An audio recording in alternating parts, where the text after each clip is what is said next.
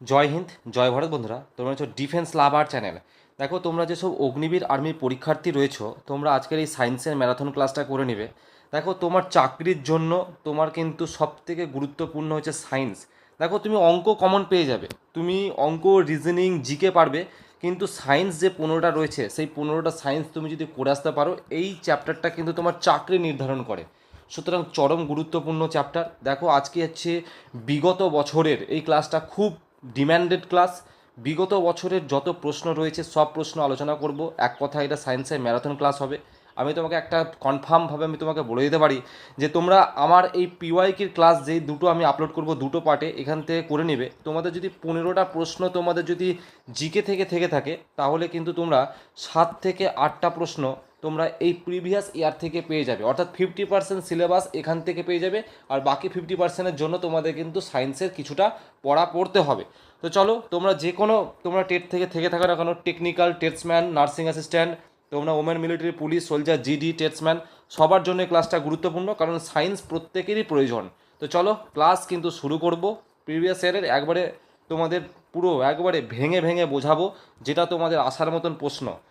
দেখো, প্রথমত প্রিভিয়াস ইয়ারের এই সায়েন্সের প্রশ্নগুলো দেখলেই বুঝতে পারবে সায়েন্সের লেভেল কীরকম কীরকম প্রশ্ন তোমাদের এসেছে, সেটাও কিন্তু বুঝতে পারবে। প্রশ্নগুলো খাতায় ভালো করে নোট করবে। প্রথম প্রশ্ন, ইনসুলিন কোথা থেকে নিঃসৃত হয়? দেখো, ইনসুলিন কোথা থেকে? ইনসুলিন হচ্ছে আমাদের অগ্নাশয় থেকে নিঃসৃত হয় স্যার। এখান থেকে কি স্যার আর কি কোনো প্রশ্ন আসতে পারে? আসতে পারে। আরও প্রশ্ন যেগুলো এই জায়গা থেকেও এসেছে তোমাদের, সেগুলো হয়তো কোশ্চেনে আছে, দেখতে পাবে। তাও আমি এখন বলে দিচ্ছি যে একটা প্রশ্ন তোমাদেরকে এখান থেকে বলে দিই, ইনসুলিন তো তোমার স্যার অগ্নাশয় থেকে নিঃসৃত হয়, তুমি পারবে। এবার অনেক সময় স্যার অগ্নাশয় অপশানে থাকবে না, তখন থাকবে স্যার কোথা থেকে? বিটা কোষ থেকে। স্যার অগ্নাশয় অপশানে থাকলেও বলবে যে ইনসুলিন কোথা থেকে নিঃসৃত হয়? অপশন 1 অগ্নাশয়ের বিটা কোষ থেকে, অপশন 2 অগ্নাশয়ের আলফা কোষ থেকে। বিভিন্ন রকমভাবে অপশান থাকবে, তো তোমাকে এটা সঠিক জেনে রাখতে হবে। এটা অগ্নাশয়ের যে বিটা বিটা কোষ রয়েছে, সেই বিটা কোষ থেকে কিন্তু এটা নিঃসৃত হয়ে থাকে, বিটা কোষ থেকে। ওকে, লিখে দিলাম পাশে, বিটা কোষ থেকে। এবার স্যার এই যে যকৃৎ, এই যকৃৎ থেকে একটা প্রশ্ন আসে। যকৃৎকে কী বলা হয় স্যার? মানবদেহের বৃহত্তম পৌষ্টিক গ্রন্থি বলা হয়, সব থেকে বড়।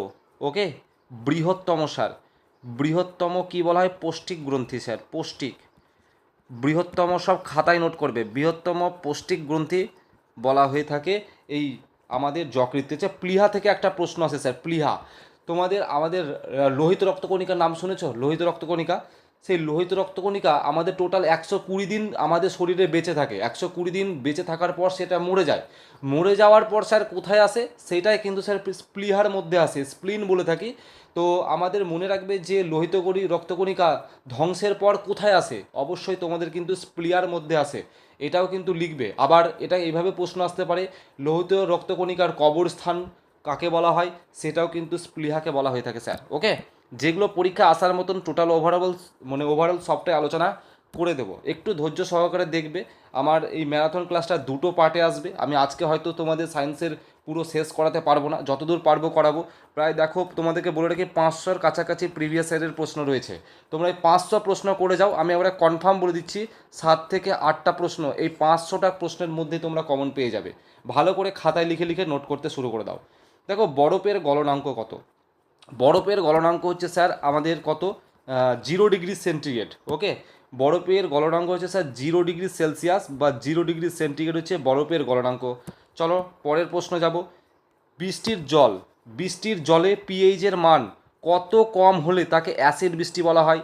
অ্যাসিড বৃষ্টি আমাদের হয়ে থাকে, অ্যাসিড বৃষ্টি বিরাট ডেঞ্জার বৃষ্টি। অ্যাসিড বৃষ্টি যদি হয়, ফসল যত রয়েছে ফসল সব পুড়িয়ে দিবে, তাই না স্যার? তো অ্যাসিড বৃষ্টি খুব গুরুত্বপূর্ণ। তো অ্যাসিড বৃষ্টি মনে রাখবে, এই হচ্ছে তোমাদের হচ্ছে আমাদের স্কেল থাকে, যেটা পিএইচ স্কেল যেটাকে আমরা বলি। এই হচ্ছে 7 হচ্ছে প্রশম, এটা হচ্ছে নিউট্রাল পজিশান। এই 7 থেকে যদি বেশি হয় সেটাকে আমরা স্যার বলে থাকি ক্ষার, এবং 7-এর যদি কম হয় তাহলে সেটা হচ্ছে অম্ল, যাকে আমরা অ্যাসিড বলে থাকি স্যার। ওকে, 7-এর যদি কম হয় সেটা আমাদের স্যার কী হয়? অম্ল, যাকে আমরা অ্যাসিড বলে থাকি।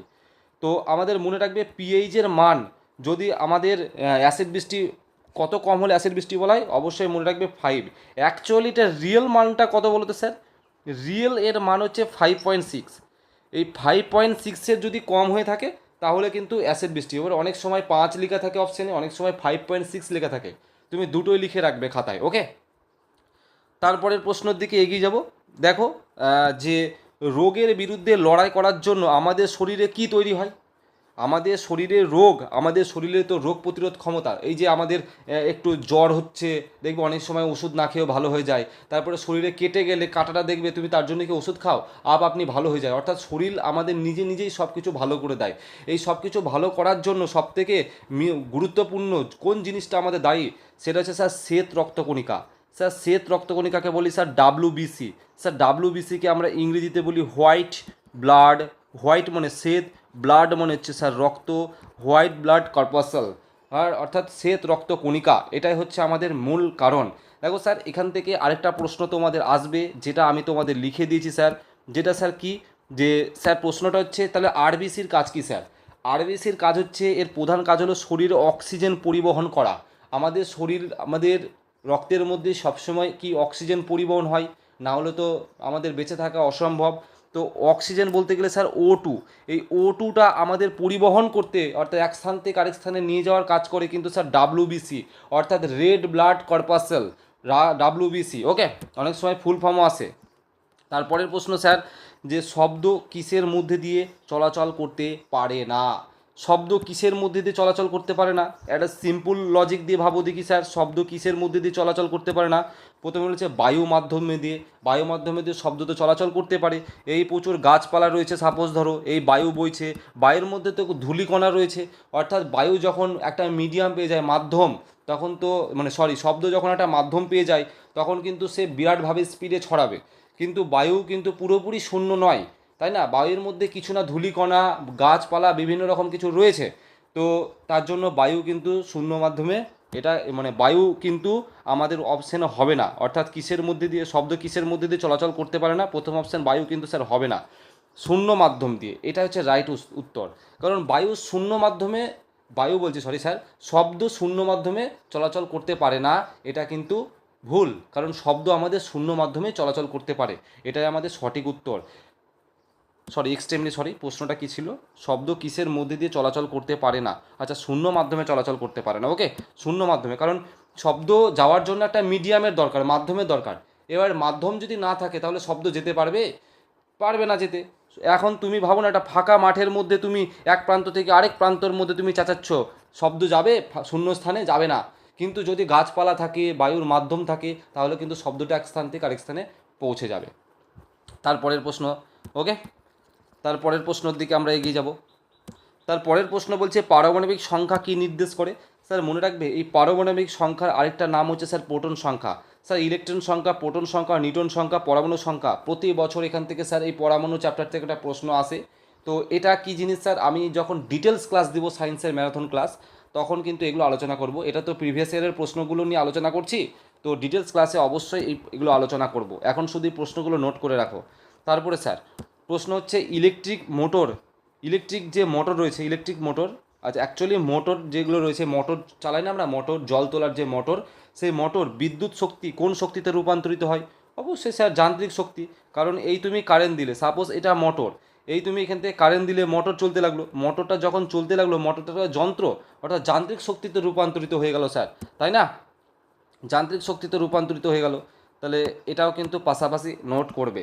সব থেকে গুরুত্বপূর্ণ, নিচের কোনটি অ্যাসিড? স্যার নিচের কোনটা অ্যাসিড? দেখো এগুলো যারা জানবে না তারা কিন্তু এগুলো ভুল করে আসবে। মনে রাখবে, আমাদের অ্যাসিড হচ্ছে H2SO4, অর্থাৎ সালফিউরিক অ্যাসিড। H2SO4কে স্যার আমরা কি বলে থাকি স্যার? সালফিউরিক অ্যাসিড বলে থাকি, অনেক সময় লঘু সালফিউরিক অ্যাসিডও বলে থাকি স্যার। ওকে, H2SO4 এটা কিন্তু অ্যাসিড স্যার। NaOH এটা কিন্তু কোনো রকম অ্যাসিড নয়। NaCl এটাও স্যার অ্যাসিড নয়। তাহলে স্যার এগুলো কি? অবশ্যই বলবো তোমাকে। এখানে আরও দুটো পাশাপাশি আমাদের অ্যাসিডের নাম লিখতো। এগুলো প্রশ্ন যেগুলো আসে, শুধু কি H2SO4 তোমাদের পরীক্ষায় আসবে এটা তো নাও আসতে পারে, আরেকটাও তো অ্যাসিডের নাম আসতে পারে। মনে রাখবে স্যার HCl, হাইড্রোক্লোরিক অ্যাসিড। তারপরে মনে রাখবে স্যার HNO3, অর্থাৎ নাইট্রিক অ্যাসিড। এগুলো হচ্ছে সব হচ্ছে স্যার আমাদের এক একটা অ্যাসিড। এই তিনটে অ্যাসিডের খাতায় নাম নোট করবে। এবার হচ্ছে স্যার এই যে আমি এখানে হয়তো তোমাদের লিখে দিয়েছি যে NaOH, অর্থাৎ কোনো শেষে তুমি যদি OH কথাটা পাও, সেটা কখনো অ্যাসিড নয় স্যার। ওকে, OH কথাটা পাবে, সেটা হচ্ছে আমার একটা ক্ষার। ওকে, অর্থাৎ NaOH একটা হচ্ছে ক্ষার। ওকে, সোডিয়াম অক্সাইড, এটার ফুল, এটা হচ্ছে NaOH কে আমরা বলি সোডিয়াম হাইড্রোক্সাইড। ওকে, এটা হচ্ছে একটা ক্ষার। তারপরে স্যার তারপরে হচ্ছে সাধারণত অ্যাসিড মানে যেগুলো অ্যাসিড হয় সেগুলো কিন্তু প্রথম লেটারটা এইচ দিয়ে শুরু হয়। চেনার উপায় স্যার, এগুলো এগুলো তোমাকে আমি চেনার উপায় বলছি পরীক্ষার খাতায়, ঠিক আছে? আর তোমার হচ্ছে NaCl, এটা তো হচ্ছে আমাদের একটা লবণ, খাদ্য লবণ যেটা আমরা খেয়ে থাকি। বলবে স্যার সাধারণ লবণের রাসায়নিক নাম কি, তোমাকে বলতে হবে স্যার কিন্তু NaCl। ওকে, তো তারপরের প্রশ্নের দিকে এগিয়ে যাব। তারপরের প্রশ্ন, নিচের কোনটি বিদ্যুতের পরিবাহী? দেখো বিদ্যুতের পরিবাহী বলতে গেলে বিদ্যুৎ ভালো যেতে পারে, তোমরা প্রত্যেকে জানো তামা। তামা, তোমরা তো প্রত্যেকে ইলেকট্রিকের যারা বাড়িতে তার রয়েছে, তারের যে তারটা রয়েছে, তারের মধ্যে কিসের তার থাকে স্যার? তামার তার থাকে। তো তামা দিয়ে তো আমাদের কারেন্ট যায় ভালো, তাই না? এটা কাঠের মধ্যে দিয়ে কোনোদিনও কারেন্ট যাবে? প্লাস্টিকের মধ্যে দিয়ে কোনোদিনও কারেন্ট যাবে? যাবে না। একটা কাগজের মধ্যে দিয়েও যাবে না। এগুলো একটু দেখে বোঝো তো। তারপরে তারপরের প্রশ্ন চলে যাব স্যার। তারপর বলছে স্যার সিএনজির ফুল ফর্ম কি? অবশ্যই আসে। এই সিএনজির ফুল ফর্ম হচ্ছে স্যার মানে হচ্ছে কম্প্রেসড ন্যাচারাল গ্যাস। আমি ইংলিশটাও আশা করছি লিখে দিয়েছি, এই যে ইংলিশটা, অনেক সময় ইংলিশটাও থাকে, হ্যাঁ। এই যে কম্প্রেসড ন্যাচারাল গ্যাস হচ্ছে স্যার, এটাই হচ্ছে স্যার সিএনজির আমাদের ফুল ফর্ম বা পূর্ণ রূপ। ওকে, তারপরে আমাদের পড়ব হচ্ছে স্যার কোন গ্যাসে আগুন নেভাতে ব্যবহৃত হয়? খুব গুরুত্বপূর্ণ। এই যে প্রিভিয়াস ইয়ারের প্রশ্নগুলো দেখে বুঝতে পারছো কতটা ইম্পর্টেন্ট। কোন গ্যাস আগুন নেভাতে ব্যবহৃত হয়? স্যার মনে রাখবে, আমাদের আগুন, এই যে আগুন লেগে গেলে সেই আগুন নেভানোর জন্য আমাদের CO2 sir, carbon die oxide কিন্তু আমাদের ব্যবহৃত করা হয় আগুন নেভাতে। ওকে, তার পরের প্রশ্ন স্যার, তার পরের প্রশ্ন হচ্ছে যে আমাদের নিউটনের কোন সূত্রটি ক্রিয়া প্রতিক্রিয়া সূত্র? নিউটনের 3টা গতিসূত্র আছে স্যার, একটা প্রশ্ন পরীক্ষায় কনফার্ম দেখতে পেয়ে যাবে। এই 3টা সূত্র থেকে একটা সূত্র আসবে। তো মনে রাখবে নিউটনের যে তৃতীয় গতিসূত্র, সেখানে কিন্তু আমরা এই ক্রিয়া ও প্রতিক্রিয়া দেখতে পাই। তোমরা দেখবে যে একটা তুমি সাপোজ বন্দুক, তুমি যদি একটা বন্দুককে মানে ফায়ার করো, দেখবে বন্দুকটা গুলিটা তো সামনে বেরিয়ে যাবে, কিন্তু তোমাকেও পিছনে ধাক্কা মারবে। অর্থাৎ প্রত্যেক ক্রিয়ার সমান ও বিপরীত প্রতিক্রিয়া রয়েছে। অর্থাৎ যখন তুমি ওটা ফায়ার করলে, ওটা ক্রিয়া করলো, ক্রিয়া করার পর তোমাকেও একটা বিপরীত প্রতিক্রিয়া করবে, তোমাকেও পিছনে ঠেলে দেবে। ওকে, তো আমাদের এখান থেকে স্যার আরও প্রশ্ন আসবে। তাহলে স্যার প্রথম সূত্র থেকে আমরা কি জানতে পাই? তৃতীয় গতিসূত্র থেকে স্যার যদি ক্রিয়া প্রতিক্রিয়া জানতে পাই, তাহলে প্রথম সূত্র থেকে স্যার আমরা জাড্ডের সংজ্ঞা জানতে পাই। স্যার জাড্ড কি? তুমি দেখবে বাসের মধ্যে কোনোদিনও চেপেছো কি জানি না, বাস ট্রেন এগুলোতে তুমি চেপে থাকবে, এগুলো দেখবে তুমি একবারে তোমার শরীরটা কি গতি অবস্থায় থাকে যখন চলে, এবং বাইরের দিকে তাকাবে, তোমার মনে হবে যে গাছগুলো সব চলছে, গাছগুলোও মনে হচ্ছে চলছে, বাইরের দিকে তাকাবে। কারণ কি স্যার, তোমার শরীরটা গতি অবস্থায় রয়েছে। অর্থাৎ ব্রেক যখন যদি ড্রাইভার হঠাৎ করে যদি ব্রেক মারে, তুমি সামনের দিকে ঝুঁকে পড়বে, কারণ তোমার গতিটা, তোমার শরীরটা কি গতির মধ্যে ছিল। এটাই তো স্যার জড়ত্ব বা জাড্ডের সূত্র। তো এই জিনিসটা আমরা জানতে পাই। দ্বিতীয় সূত্র থেকে কি জানতে পাই? দ্বিতীয় সূত্র থেকে স্যার বলের সংজ্ঞা জানতে পাই। তোমাকে যদি পরীক্ষায় বলে বলের পরিমাপ, বলের সংজ্ঞা, ভরবেগ, এগুলো স্যার আমরা কোথা থেকে জানতে পাই? এগুলো নিউটনের তৃতীয় গতিসূত্র থেকে আমরা, দ্বিতীয় গতিসূত্র থেকে জানতে পাই। তো এটাও পাশাপাশি কিন্তু নোট করবে। তারপরে স্যার অক্সিজেনকে আবিষ্কার করে, এটা আমি পূর্বে আলোচনা করেছি। অক্সিজেন কিন্তু জোসেফ প্রিসলে কিন্তু আবিষ্কার করে। তো জোসেফ মনে রাখার দরকার নেই, প্রিসলে কিন্তু নামটা মনে রাখবে, যে প্রিসলে কিন্তু আমাদের কি আবিষ্কার করেছিল? অক্সিজেন আবিষ্কার করেছিল। তারপরের প্রশ্ন চলে যাব স্যার, নিচের কোনটি ইলেকট্রিক ডিভাইস নয়? দেখে বুঝতে পারছো ইলেকট্রিক ডিভাইস বলতে মানে আমরা সাধারণত বাড়িতে প্রত্যেকে ইলেকট্রিক ডিভাইস ব্যবহার করি। যেমন টিভি, ওটা তো একটা ইলেকট্রিক ডিভাইস। রেডিও, এটাও তো একটা ইলেকট্রিক ডিভাইস। বাল্ব কি স্যার আমাদের একটা ইলেকট্রিক ডিভাইস? না। বাল্ব কি? বাল্ব আমাদের একটা কারেন্টের মাধ্যমে আমাদের আলো দিচ্ছে, এটা কোনো একটা ডিভাইস নয়। ডিভাইস জিনিসটা আলাদা। তোমার ফোন একটা ডিভাইস, তোমার একটা স্পিকার একটা ডিভাইস, তাই না? কম্পিউটার একটা ডিভাইস। তো সুতরাং সঠিক উত্তর কিন্তু স্যার এটা। ওকে, বাল্ব। তারপরের প্রশ্ন চলে যাব স্যার। তারপরের প্রশ্ন, শব্দের তীব্রতা কিসের দ্বারা পরিমাপ করা হয় স্যার? শব্দের তীব্রতা মনে রাখবে স্যার, শব্দের যে তীব্রতা, অর্থাৎ শব্দ এই যে কতটা পরিমাণে গেল, কত দূর গেল, এটা আমরা একটা মাপার জন্য যন্ত্র, একটা মাপি, একটা পরিমাপ করার জন্য একটা আমরা কি ব্যবহার করে থাকি স্যার? ডেসিবেল। স্যার ডেসিবেলকে আমরা প্রকাশ করে থাকি, এটাও লিখবে ডিবি স্যার, ডিবি দ্বারা প্রকাশ করে থাকি স্যার, এটা ডেসিবেল। ওকে স্যার, ডায়াপ্টার কি? স্যার এটা কি প্রশ্ন আসবে না? এটাও তো আসবে, এটা এসেছে তো স্যার। ডায়াপ্টার কি? স্যার ডায়াপ্টার হচ্ছে লেন্সের ক্ষমতার একক, লিখবে তো লেন্সের, স্যার লেন্সের ক্ষমতার এককের নাম হচ্ছে ডায়াপ্টার। ওকে স্যার, লেন্সের ক্ষমতার একক হচ্ছে স্যার ডায়াপ্টার। তাহলে স্যার পার্সেক কি? পার্সেক হচ্ছে স্যার দূরত্বের একক, লিখবে পার্সেক কি স্যার? দূরত্বের একক। দূরত্বের একক হচ্ছে স্যার পার্সেক। ওকে, তারপরের প্রশ্ন চলে যাব। খুব গুরুত্বপূর্ণ। এই অ্যাসিড থেকে একটা প্রশ্ন তোমরা পরীক্ষায় দেখতে পাবে। বলেছে তেঁতুলে, তেঁতুলে তেঁতুলে প্রাকৃতিক উপায়ে কোন অ্যাসিড থাকে? এক কথায় তেঁতুলের মধ্যে কি অ্যাসিড পাওয়া যায়? অপশানগুলো পড়ো, অক্সালিক অ্যাসিড, অ্যাসকর্বিক অ্যাসিড, তারপরে বলেছে টার্টারিক অ্যাসিড, ট্যানিক অ্যাসিড। তো এটা সঠিক উত্তর কিন্তু স্যার টার্টারিক। তেঁতুলে আমরা টার্টারিক অ্যাসিড কিন্তু পাই। এই অ্যাসিড থেকে একটা প্রশ্ন কিন্তু দেখতে পাবেই, কারো না কারো শিফটে আসবে মিলিয়ে নেবে, কারণ এটা তো বিভিন্ন শিফট ওয়াইজ পরীক্ষা হয় তোমাদের অগ্নিবীরের। কারো না কারো শিফটে তুমি এটা পাবেই দেখতে, সেই শিফটটা দেখা গেলো যেটাই আসলো সেটাই দেখা গেলো তুমি থাকলে। সুতরাং এখান থেকে ভালো করে প্রত্যেকটা অ্যাসিডের আমি কিছু তথ্য দিয়ে রেখেছি, এগুলো সব তুলে নাও। হ্যাঁ, এসব ইনফরমেশান তোমাদেরকে কেউ শেয়ার করবে না, এই তোমাদের ডিফেন্স লাভার চ্যানেল কিন্তু তোমাদের অগ্নিবীরের গাইড করে দেবে। যেমন দেখো তেঁতুল, তেঁতুলে কী পাওয়া যায় স্যার? Tartaric acid. স্যার লেবু, কমলা লেবু, এগুলো কী পাওয়া যায় স্যার? এগুলোর মধ্যে সাইট্রিক অ্যাসিড পাওয়া যায়। আপেলের মধ্যে কী অ্যাসিড পাওয়া যায়? ম্যালিক অ্যাসিড কিন্তু পাওয়া যায়। দই, তারপরে স্যার টক দুধ যেগুলো থাকে না, সেগুলোর মধ্যে ল্যাকটিক অ্যাসিড পাওয়া যায়। স্যার ওকে, তারপরে হচ্ছে স্যার ল্যাকটিক অ্যাসিড না আমাদের শরীরেও পাওয়া যায়। দেখবে আমরা যখন রান করি না, কিংবা একটু ব্যায়াম করলে দেখবে শরীরে ব্যথা হয়। ব্যথা হওয়ার কারণটা কী স্যার? কারণ আমাদের শরীরে তখন ল্যাকটিক অ্যাসিড ক্ষরিত হয়, তখন ওটা আমাদের জমা হয় মাংসর মধ্যে, তখন শরীর ব্যথা করে। ওকে, তো এটা আমাদের মানুষের শরীরেও পাওয়া যায়। ভিনেগার, ভিনেগারের তোমাদের কী অ্যাসিড পাওয়া যায়? অ্যাসিটিক অ্যাসিড ভিনেগারের মধ্যেও পাওয়া যায়। আমের মধ্যে, এটা কিন্তু এসেছে প্রিভিয়াস ইয়ারে, মানে এই প্রশ্নটা এসেছে তো আমাদের 2024 সালে, যে আমের মধ্যে কি অ্যাসিড পাওয়া যায়? তো মনে রাখবে ম্যালিক অ্যাসিড কিন্তু আমের মধ্যে পাওয়া যায়। আঙুরের মধ্যে কি অ্যাসিড পাওয়া যায় স্যার? টার্টারিক অ্যাসিড কিন্তু তেঁতুল আর আঙুর, এ দেখো তেঁতুল এবং আঙুর যেগুলো ওই টক টক, ওগুলোর মধ্যেই কিন্তু স্যার টার্টারিক অ্যাসিডটা পাওয়া যায়। ওকে স্যার, টমেটোর মধ্যে কী পাওয়া যায়? Oxalic acid. আচ্ছা আরও লিখে রাখবে তো, ওল, ওল, কচু, এগুলোর মধ্যেও কিন্তু স্যার অক্সালিক অ্যাসিড পাওয়া যায়। ওকে, এগুলোর মধ্যেও স্যার অক্সালিক অ্যাসিড পাওয়া যায়। পালং শাকের মধ্যেও স্যার অক্সালিক অ্যাসিড পাওয়া যায়। স্যার পিঁপড়ের কামড়, অর্থাৎ পিঁপড়ের যে হুল রয়েছে, সেই পিঁপড়ের হুলে কী পাওয়া যায় স্যার? এর দুটো নাম হয়। অনেক সময় পরীক্ষায় ফর্মিক অ্যাসিড থাকতে পারে, অনেক সময় স্যার পরীক্ষায় মিথানয়িক অ্যাসিড থাকতে পারে। যেটা তোমার অপশানে থাকবে সেটাই করতে হবে, কারণ এর দুটো নাম, দুটোরই কিন্তু একই জিনিস, যে ফর্মিক অ্যাসিড বা মিথানোইক অ্যাসিড। তো এগুলো সব কিন্তু খাতায় নোট ডাউন করবে। তারপরে স্যার ডিএনএ, স্যার ডিএনএর সম্পূর্ণ রূপ কি? স্যার ডিএনএর সম্পূর্ণ হচ্ছে deoxy ribo nucleic acid. Deoxy ribo nucleic acid, আমি এটা সঠিক উত্তর দিয়ে গেছি, অপশন নাম্বার 3। এটাই হচ্ছে ডিএনএর, তোমরা এটা বাংলায় লিখবে তো স্যার, অনেক সময় ইংরেজি থাকে না। Deoxy ribo nucleic acid, deoxy ribo nucleic acid, ভালো করে বাংলায় কিন্তু লিখে নেবে। তারপরে স্যার, তারপরে পোলিও, পোলিও কিসের কারণে হয় স্যার? পোলিও রোগের নাম শুনেছো না? পোলিও ভ্যাকসিন দেয় কিন্তু ছোটোবেলায় কিন্তু প্রত্যেকেই। তো পোলিও হচ্ছে একটা ভাইরাস। পোলিও কী ঘটিত রোগ স্যার? ভাইরাস ঘটিত রোগ। তোমাদের আরও একটা বলছি, এই যে টপিকগুলো আমি প্রিভিয়াস ইয়ার বলার সঙ্গে সঙ্গে তোমাদের বলে দেবো যে কোন কোন টপিক থেকে তোমাদের প্রশ্ন আসবে। ভাইরাস, ব্যাকটেরিয়া এবং প্রোটোজোয়া, এই তিনটে যে নাম বললাম, এই তিনটে জায়গা থেকে তোমাদের প্রশ্ন আসবে। একটা নাম বলে দিবে, ইনফ্লুয়েঞ্জা, এটা কী ধরনের তোমাদের রোগের উদাহরণ? ভাইরাস, ব্যাকটেরিয়া, প্রোটোজোয়া, এইভাবে তোমাদের অপশান থাকবে। তো এইভাবে কিন্তু তোমাদের এই জায়গাগুলো থেকে কিন্তু প্রশ্ন আসবে, তো চিন্তার কারণ নেই, আমার ক্লাস আসবে। তারপরে স্যার রাদারফোর্ড, প্রশ্নটা পুরোটাই পড়বো স্যার, একটু একটু ছোটো করে নিই। প্রশ্নটা পড়বো হচ্ছে যে রাদারফোর্ডের আলফা কণা বিচ্ছুরণ পরীক্ষাটি কী আবিষ্কারের জন্য দায়ী ছিল?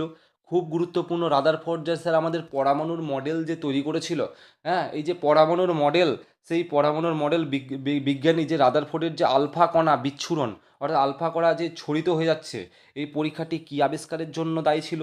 স্যার এটা পারমাণবিক নিউক্লিয়াস, এটা পারমাণবিক নিউক্লিয়াসের জন্য দায়ী ছিল। দেখেছো কীরকম একটু ডিপেও প্রশ্ন আসছে তোমাদের অগ্নিবীরে, সব প্রিভিয়াসের আসা প্রশ্ন কিন্তু।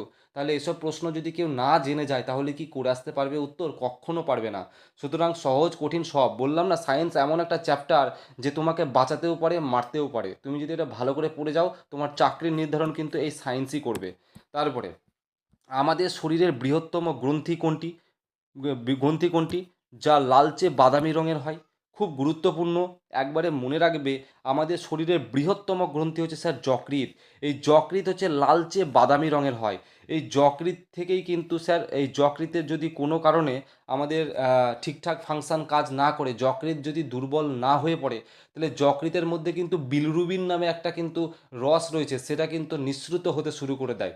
ওকে, যার ফলে এই যকৃৎ থেকে কিন্তু কী হয় স্যার? জন্ডিস হয়। বিলিরুবিন যদি ফেটে যায়, বা বিলিরুবিন যদি রক্তের, ওই যে বিলিরুবিনের মধ্যে যে পিত্ত রস থাকে, সেটা যদি ব্লাডের মধ্যে মিশে যায়, তাহলে পুরো পুরো শরীর কিন্তু স্যার কী হয়ে যাবে? আমাদের হলুদ হয়ে যাবে, বাদামি রঙের হয়ে যাবে। ঠিক আছে, তো মনে রাখবে, এটা খুব গুরুত্বপূর্ণ একটা প্রশ্ন ছিল। তারপরে দেখেছো এই সব প্রিভিয়াস ইয়ারে পিঁপড়ের হুলে কোন অ্যাসিড থাকে? তো এটা প্রত্যেকেই পারবে এবার। মিথানোইক অ্যাসিড, দেখো মিথানোইক অ্যাসিড। তাহলে আমি বললাম তাহলে এখানে তো ফর্মিক অ্যাসিড অপশানে নেই, তাহলে বললাম কি যে মিথানোইক ফর্মিক অ্যাসিড একই জিনিস বিভিন্ন নাম আকারে থাকে। তারপরে স্যার আলোর বর্ণালীতে কয়টি রং থাকে? প্রত্যেকে জানো বেনিয়া সহকলা তোমরা মাধ্যমিকে পড়েছো যে আলোর বর্ণালীতে আমাদের 7টি রং থাকে। স্যার এই 7টি রঙের মধ্যে যে লাল রঙটা রয়েছে স্যার তার কিন্তু তরঙ্গ দৈর্ঘ্য স্যার সব থেকে বেশি। তাহলে স্যার এই যে আপনি লিখলেন এটা কি গুরুত্বপূর্ণ না? অবশ্যই, কিন্তু এটাও গুরুত্বপূর্ণ, এটাও প্রশ্ন এসেছে, যেগুলো এসেছে পরীক্ষায় সেটাও আমি আলোচনা করে দিচ্ছি। লাল রঙের তরঙ্গ দৈর্ঘ্য বেশি কেন বেশি স্যার? কারণ দেখবে তুমি লাল রঙকে যত দূরেই থাকো না কেন তুমি দেখতে পাবে, এই জন্য স্টেশনে তারপরে ট্রাফিক সিগন্যালে লাল সিগন্যালটা সব থেকে আগে চোখে পড়ে। আরও তো অনেক কালার থাকে, সেটা কি চোখে পড়ে? পড়ে না, কিন্তু লালটা আগে চোখে পড়ে, কারণ কি এর তরঙ্গ দৈর্ঘ্য সব থেকে বেশি। তারপরে কোষ কে আবিষ্কার করেছে স্যার? কোষ কোষ কে আবিষ্কার করেছে? তো মনে রাখবে কোষ আবিষ্কার করেছেন কিন্তু স্যার আমাদের রবার্ট হুক। এই বিজ্ঞানীটা কিন্তু আমাদের সেল বা কোষ কিন্তু আবিষ্কার করেছে, খুব গুরুত্বপূর্ণ। তারপরে স্যার 24 নম্বর প্রশ্ন, ড্যাশ গ্রন্থি থেকে আমাদের চোখ থেকে জল বের হয়? আমাদের যে একটা গ্রন্থি রয়েছে চোখের পাশে একটা গ্রন্থি রয়েছে স্যার, সেই গ্রন্থি থেকে কিন্তু যখন কান্না করলে মানুষ জল বেরোয়, সেই যে গ্রন্থিটার নাম হচ্ছে স্যার ল্যাক্রিম্যাল। ল্যাক্রিম্যাল গ্রন্থি স্যার, মনে রাখবে, খুব গুরুত্বপূর্ণ কিন্তু। তারপরে তারপরে নিচের কোন পদার্থটি রাসায়নিক পরিবর্তনের উদাহরণ? রাসায়নিক পরিবর্তন তোমরা অপশানগুলো পড়লেই বুঝতে পারবে। লোহায় মরিচা পড়া, অর্থাৎ একটা ভালো লোহা ছিল, দীর্ঘদিন ধরে বায়ুর সাপেক্ষে সূর্যের আলো বিভিন্ন রকম ঝড় বৃষ্টি খেয়ে খেয়ে লোহার মধ্যে জম পড়ে যায়, দেখবে লোহার ওজন হালকা হয়ে যায়। অ্যাকচুয়ালি লোহার যে যতটা ছিল ওই জম পড়ার ফলে সেটা হালকা হয়ে যায়। তাহলে স্যার এটা কি কেমিক্যাল চেঞ্জ হলো না? রাসায়নিক পরিবর্তন হলো না? হলো স্যার। কী করে হলো স্যার? সূর্যের বিভিন্ন রকমভাবে বায়ু খেয়েছে, সে জল খেয়েছে, সূর্যের আলো তার মধ্যে পড়েছে, তার মধ্যে একটা পরিবর্তন এসছে। তারপরে স্যার ফল পাকা, এটা এটা কোনোদিনও কেমিক্যাল চেঞ্জের মধ্যে হতে পারে না স্যার। তারপরে হচ্ছে আচ্ছা ফল পাকাটাও তো chemical change, sorry extremely sorry, ফল পাকাটাও তো কেমিক্যাল চেঞ্জ, কারণ ফলটা কাঁচা ছিল, সেটা পাকলো, একটা পরিবর্তন হলো। অর্থাৎ 1 এবং 2 উভয় কিন্তু আমার সত্য। ওকে, তোমাদের এই রিলেটেড ক্লাস কিন্তু এই রাসায়নিক পরিবর্তনের ক্লাস কিন্তু একটা দিতে হবে, কারণ এখান থেকে একটা প্রশ্ন আসবে। তারপরে মানুষের লোহিত রক্তকণিকা অর্থাৎ আরবিসির গড় আয়ু কতদিন? স্যার পূর্বে আলোচনা করেছি, তাহলে আমার প্রত্যেকটা কথা আমি যে এক্সট্রা ইনফরমেশনগুলো দিচ্ছি কতটা গুরুত্বপূর্ণ, কারণ সেগুলোই তো পরীক্ষায় প্রশ্নগুলো আসবে এবং সেগুলো আসছেও তোমরা দেখতে পাচ্ছ। যে স্যার আরবিসি টোটাল স্যার আমাদের শরীরে 120 দিন পর্যন্ত বেঁচে থাকে, তারপরে সে মারা যায়, তারপরে আবার নতুন রক্ত তৈরি হয়, আবার নতুন ডাব্লিউবিসি তৈরি হয়। ওকে, তো এগুলো ডিটেলস ক্লাস তোমাদেরকে বুঝতে গেলে তো স্যার এই ভিডিওতে বললে লম্বা হয়ে যাবে, তার জন্য আলাদা ক্লাস আনতে হবে। তারপরে স্যার অক্সিজেন কি আবিষ্কার করে? দেখেছো একই প্রশ্ন একটু আগেই পেয়েছিলাম, প্রিসলে আমাদের কিন্তু জেমস প্রিসলে কিন্তু অক্সিজেন আবিষ্কার করে। তো এটা কিন্তু আবার কিন্তু এই প্রশ্নটা রিপিট। দেখো আমি তো প্রশ্ন যখন তুলেছি যখন প্রিভিয়াস ইয়ার অত তো আমি দেখেনি, আমি জাস্ট তুলেছি প্রিভিয়াস ইয়ার থেকে প্রশ্নগুলো, সুতরাং প্রশ্ন দু একটা কিন্তু স্যার রিপিট থাকতে পারে, এখান থেকে তোমাদেরকে আইডিয়া বুঝে নিতে হবে যে প্রশ্ন কিন্তু রিপিট হয়। তুমি ধরে নাও একটা উদাহরণ দিচ্ছি, তুমি ধরে নাও কেউ পরীক্ষা দিল 7 তারিখ, 7 তারিখ ফার্স্ট শিফটে পরীক্ষা দিল, 8 তারিখ যে পরীক্ষা দিতে যাবে এই ফার্স্ট শিফট থেকে প্রশ্ন কিন্তু থাকতেই পারে, কারণ তোমাদের সিবিটি টেস্ট অনলাইন টেস্ট, কেউ জানে না যে কী প্রশ্ন এসছে না এসছে, কটাই বা প্রশ্ন মনে থাকবে, সব প্রশ্ন কারো মনে থাকতে পারে, 1-2টো মনে থাকবে, তাহলে তার জন্যই প্রশ্ন কিন্তু রিপিট হয়। ওকে, এই জন্য প্রত্যেক শিফটের অ্যানালাইসিস ভিডিও দেখতে হয় কোন শিফটে কটা প্রশ্ন আসছে। তারপরে দেখো তাহলে ত্বরণের একক কী স্যার? খুব গুরুত্বপূর্ণ। ত্বরণের একক হচ্ছে স্যার মিটার। ত্বরণের একক হচ্ছে স্যার মিটার পার সেকেন্ডের স্কোয়ার। এখানে স্যার আমরা স্কোয়ারটা যোগ করি, এখানে কিন্তু স্কোয়ারটা যোগ করি। আমাদের স্যার যখন এই স্কোয়ারটা বাদ চলে যাবে, অর্থাৎ শুধু মিটার পার সেকেন্ড যখন থাকবে স্কোয়ারটা থাকবে না, এটা কার একক স্যার? এটা হচ্ছে স্যার বেগের একক। বেগের একক কি? Metre per second. ওকে, এটাও কিন্তু পাশাপাশি তোমাদের বলে দিলাম। তারপরে আচ্ছা আরও একটা বলে রাখি, স্মরণের একক কী? এই যে ত্বরণ তোমরা পড়লে এটাও লিখবে তো স্যার, যে স্মরণের একক হচ্ছে শুধু মিটার স্যার। ওকে, স্মরণের একক হচ্ছে শুধু মিটার, এটাও আসবে পরীক্ষায়। তারপরে নিচের নিচের কোনটি একটি বাস্তুতন্ত্রের জৈব উপাদান? বাস্তু অর্থাৎ বায়োটিক কম্পোনেন্ট। বাস্তুতন্ত্র এই যে আমাদের পরিবেশ, আমাদের গাছপালা, উদ্ভিদ, পশু পাখি, এগুলো সব নিয়ে আমাদের বাস্তুতন্ত্র। তাহলে বাস্তুতন্ত্রের উদাহরণ কোনটা স্যার? ঘাস। এই ঘাস হচ্ছে বাস্তুতন্ত্রের উদাহরণ, তাই না? তারপরে তারপরে হচ্ছে স্যার পেনিসিলিয়াম কে আবিষ্কার করে, খুব গুরুত্বপূর্ণ প্রশ্ন স্যার। পেনিসিলিয়াম আবিষ্কার করেছিল আমাদের sir Alexander Fleming. Alexander Fleming কিন্তু পেনিসিলিয়াম আবিষ্কার করে। স্যার এটাও আসবে। উইলিয়াম হার্ভে কি আবিষ্কার করে? স্যার রক্ত সঞ্চালন পদ আবিষ্কার করেছিল, ব্লাড ক্লটিং। এই যে ব্লাড ক্লটিং রক্ত, সেটা আবিষ্কার করেছিল কিন্তু উইলিয়াম হার্ভে। স্যার লুই পাস্তুর কি আবিষ্কার করেছিল? স্যার জীবাণু তত্ত্ব, খুব গুরুত্বপূর্ণ, যেটাকে আমরা বলে থাকি যে জলাতঙ্ক রোগ। স্যার সেই জলাতঙ্ক কুকুরে বা বিড়াল শিয়ালে কামড়ে দিলে যে জলাতঙ্ক রোগ হয়, সেই জলাতঙ্ক রোগের ভ্যাকসিন, সেটা কিন্তু এই আমাদের লুই পাস্তুর কিন্তু আবিষ্কার করেছিল। ওকে। তারপরে স্যার, তারপরে আমাদের কোনো কোনো বস্তুর ওপর পৃথিবীর আকর্ষণ বলকে কি বলা হয়? কোনো বস্তুর ওপর যে পৃথিবীর আকর্ষণ বল, স্যার সে বস্তুর ওজন বলা হয়। এটা নর্মাল বিষয়। তুমি পৃথিবীর মধ্যে থাকছো, পৃথিবীর মধ্যে তোমার মোবাইল তুমি যেটা দেখছো সেটা একটা বস্তু। তো এই বস্তুর ওপর পৃথিবীর আকর্ষণ বলটা কি থাকবে? বস্তুর ওজন যেটা। তোমার মোবাইলটার তো একটা ওজন রয়েছে না স্যার? তো সেটাই তো উত্তর হবে। বেশি কঠিন করে ভাবার কিচ্ছু নেই। তারপরের প্রশ্ন চলে যাব স্যার। পুং ও স্ত্রী কোষ মিলিত হয়ে কি গঠিত হয় স্যার? খুব গুরুত্বপূর্ণ প্রশ্ন। প্রশ্ন হচ্ছে তোমাদের কি একটা পুরুষ এবং স্ত্রী জনন কোষ, পুরুষ এবং স্ত্রীর যে দুটো জনন কোষ, এই দুটো মিলিত হয়ে আমাদের জাইগট তৈরি হয় স্যার। ওকে, জাইগট তৈরি হয়। খুব গুরুত্বপূর্ণ এটা, খুব গুরুত্বপূর্ণ এই প্রশ্নটা। তারপরে স্যার আপাতন কোণ হলো নিচের কোণটির মধ্যবর্তী কোণ, খুব গুরুত্বপূর্ণ। তোমাকে আমি প্রথমে বলে দিচ্ছি স্যার আপাতন কোণ কী জিনিস। এই আলো থেকে তোমাদের কিন্তু একটা প্রশ্ন আসবে। এই যে তোমরা পড়েছো উত্তল লেন্স, তারপরে স্যার অবতল লেন্স, এই যে লেন্সগুলো পড়েছো, তো এই চ্যাপ্টার আলো চ্যাপ্টার থেকে একটা প্রশ্ন আসবে। ভালো করে বুঝবে তো স্যার, এই জিনিসটা খুব গুরুত্বপূর্ণ, এখান থেকে একটা প্রশ্ন কমন পেয়ে যাবে। সাপোজ ধরো এটা একটা আয়না স্যার, আয়না, একটা আয়নার উদাহরণ দিয়ে বোঝাই আমি। এটা আয়না, এই আয়নায় কোনো একটা আলো পড়ছে, স্যার বলবে হ্যাঁ একদম পড়ছে। যে আলোটা পড়ছে স্যার এটা হচ্ছে আমার আপতন কোণ স্যার। এটা কি স্যার? আপতন, আপতন কোণ স্যার, যে আলোটা পড়ছে। এই আলোটা পড়ার পর এবার এই তোমার তো আয়নার মধ্যে পিছনে একটা জিনিস রয়েছে, যে আলোটা তো সম্পূর্ণভাবে বেরিয়ে যেতে পারছে না, কিন্তু কাঁচের মধ্যে বেরিয়ে যায়। কাঁচে তুমি আলো ফেলবে এক পার থেকে আরেক পারে চলে যাবে, কিন্তু আয়নার মধ্যে তো বেরোবে না। বা তোমার মোবাইল ফোনের মধ্যে স্ক্রিনের মধ্যে তুমি দেখবে আলো পড়বে, এক স্থানে আলো পড়বে আরেক দিকে বেরিয়ে যাবে। অর্থাৎ এই আলো পড়লো, এই আলো বেরিয়ে গেল। এই যে স্যার আলো বেরিয়ে গেল, এই কোণটাকে বলা হচ্ছে স্যার প্রতিফলিত কোণ। স্যার এই কোণটা কি কোণ বলা হয় স্যার? প্রতিফলিত, প্রতিফলিত কোণ বলা হয়ে থাকে স্যার। ওকে। এবং এই যে দুজনের মিডিল পয়েন্টে যেই জায়গায় আমার আলোটা পড়েছে, এই জায়গায় একটা আমাদের সরল রেখা তৈরি হয় স্যার 90 ডিগ্রি আকারের। হ্যাঁ, এই যে একটা সরল রেখা তৈরি হয় স্যার। তো এই যে সরল রেখা তৈরি হয় স্যার, এটা কিন্তু কি জিনিস স্যার? তো এবার পুরো জিনিসটা আমি তোমাকে বলে দিচ্ছি স্যার। এই যে উম, আচ্ছা স্যার, একটু একটু আমি ভুল বলেছি, আপতন কোণটা মানে অ্যাকচুয়ালি এটা তো কোণ নয়, রশ্মি। এটা হচ্ছে আপতিত রশ্মি, আর এটা হচ্ছে স্যার প্রতিফলিত রশ্মি। ওকে, এটা আপতিত রশ্মি আর এটা হচ্ছে প্রতিফলিত রশ্মি। এটা কোণ নয়, সব ঠিক বলেছি, জাস্ট এটা কোণ না। এই যে এটা কোণ না, এটা হচ্ছে স্যার রশ্মি।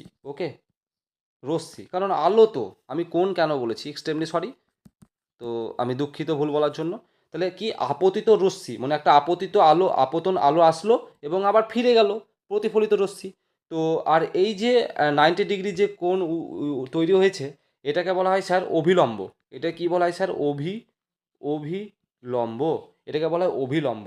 তো মনে রাখবে, তো এই অভিলম্ব এবং আপাতন রশ্মির মধ্যে যে কোণটা উৎপন্ন হয়, সেটা স্যার আপাতন কোণ। বুঝতেই পারছো দেখে স্যার, এটাই আমার আপাতন কোণ। আবার স্যার অভিলম্ব এবং প্রতিফলিত রশ্মির মধ্যে যে কোণটা উৎপন্ন হয়েছে, স্যার সেই কোণটাকে আমরা কি কোণ বলি? সেটাকে আমরা স্যার প্রতিফলিত কোণ বলে থাকি। তাহলে তোমরা, আশা করছি জিনিসটা বোঝাতে পারলাম। তাহলে এখানে প্রশ্ন কি ছিল? যে আপতন কোণ হলো নিচের কোণটির মধ্যবর্তী কোণ। তাহলে সঠিক উত্তর কি? যে আমাদের অভিলম্ব এবং আপতিত রশ্মির মিডিল পয়েন্টটাই তো স্যার আমাদের আমাদের কোণ, তাই না? এই যে যেটা বলেছে আমাদের আপতন কোণ। তারপরে দেখো এখানে আমি লিখে দিয়েছি পাশাপাশি, এখানে পুরো লিখে দিয়েছি আপাতন কোণ কী জিনিস। আপাতন কোণ হচ্ছে স্যার আপতিত রশ্মি অভিলম্ব রশ্মির মধ্যবর্তী কোণকে বলা হয়।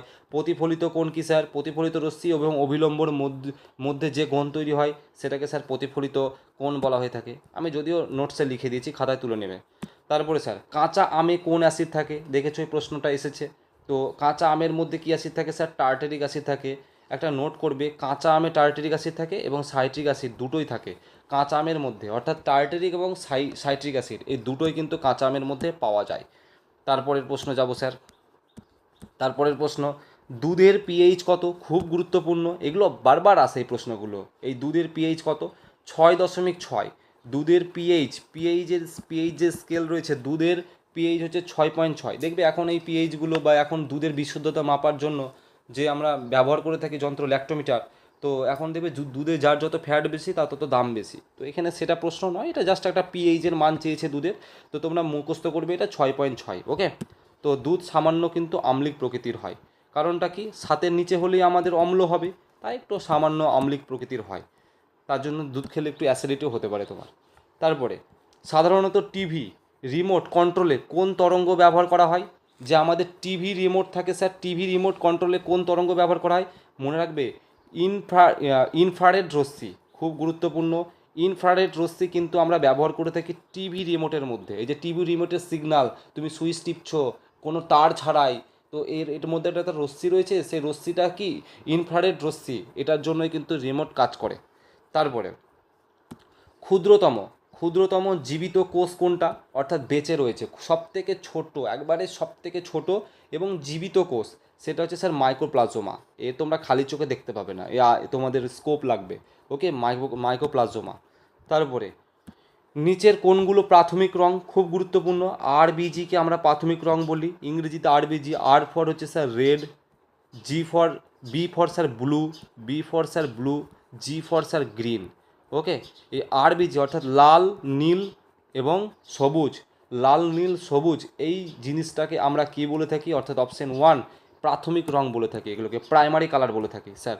তাহলে এখানে দিয়েছি অপশান, দেখতে পাচ্ছ লাল সবুজ নীল। তারপরে রক্ত রক্ত জমাট বাঁধতে শরীর কোন ভিটামিন ব্যবহার করে? রক্ত জমাট বাঁধতে আমাদের শরীরে কিন্তু ভিটামিন কে সাহায্য করে?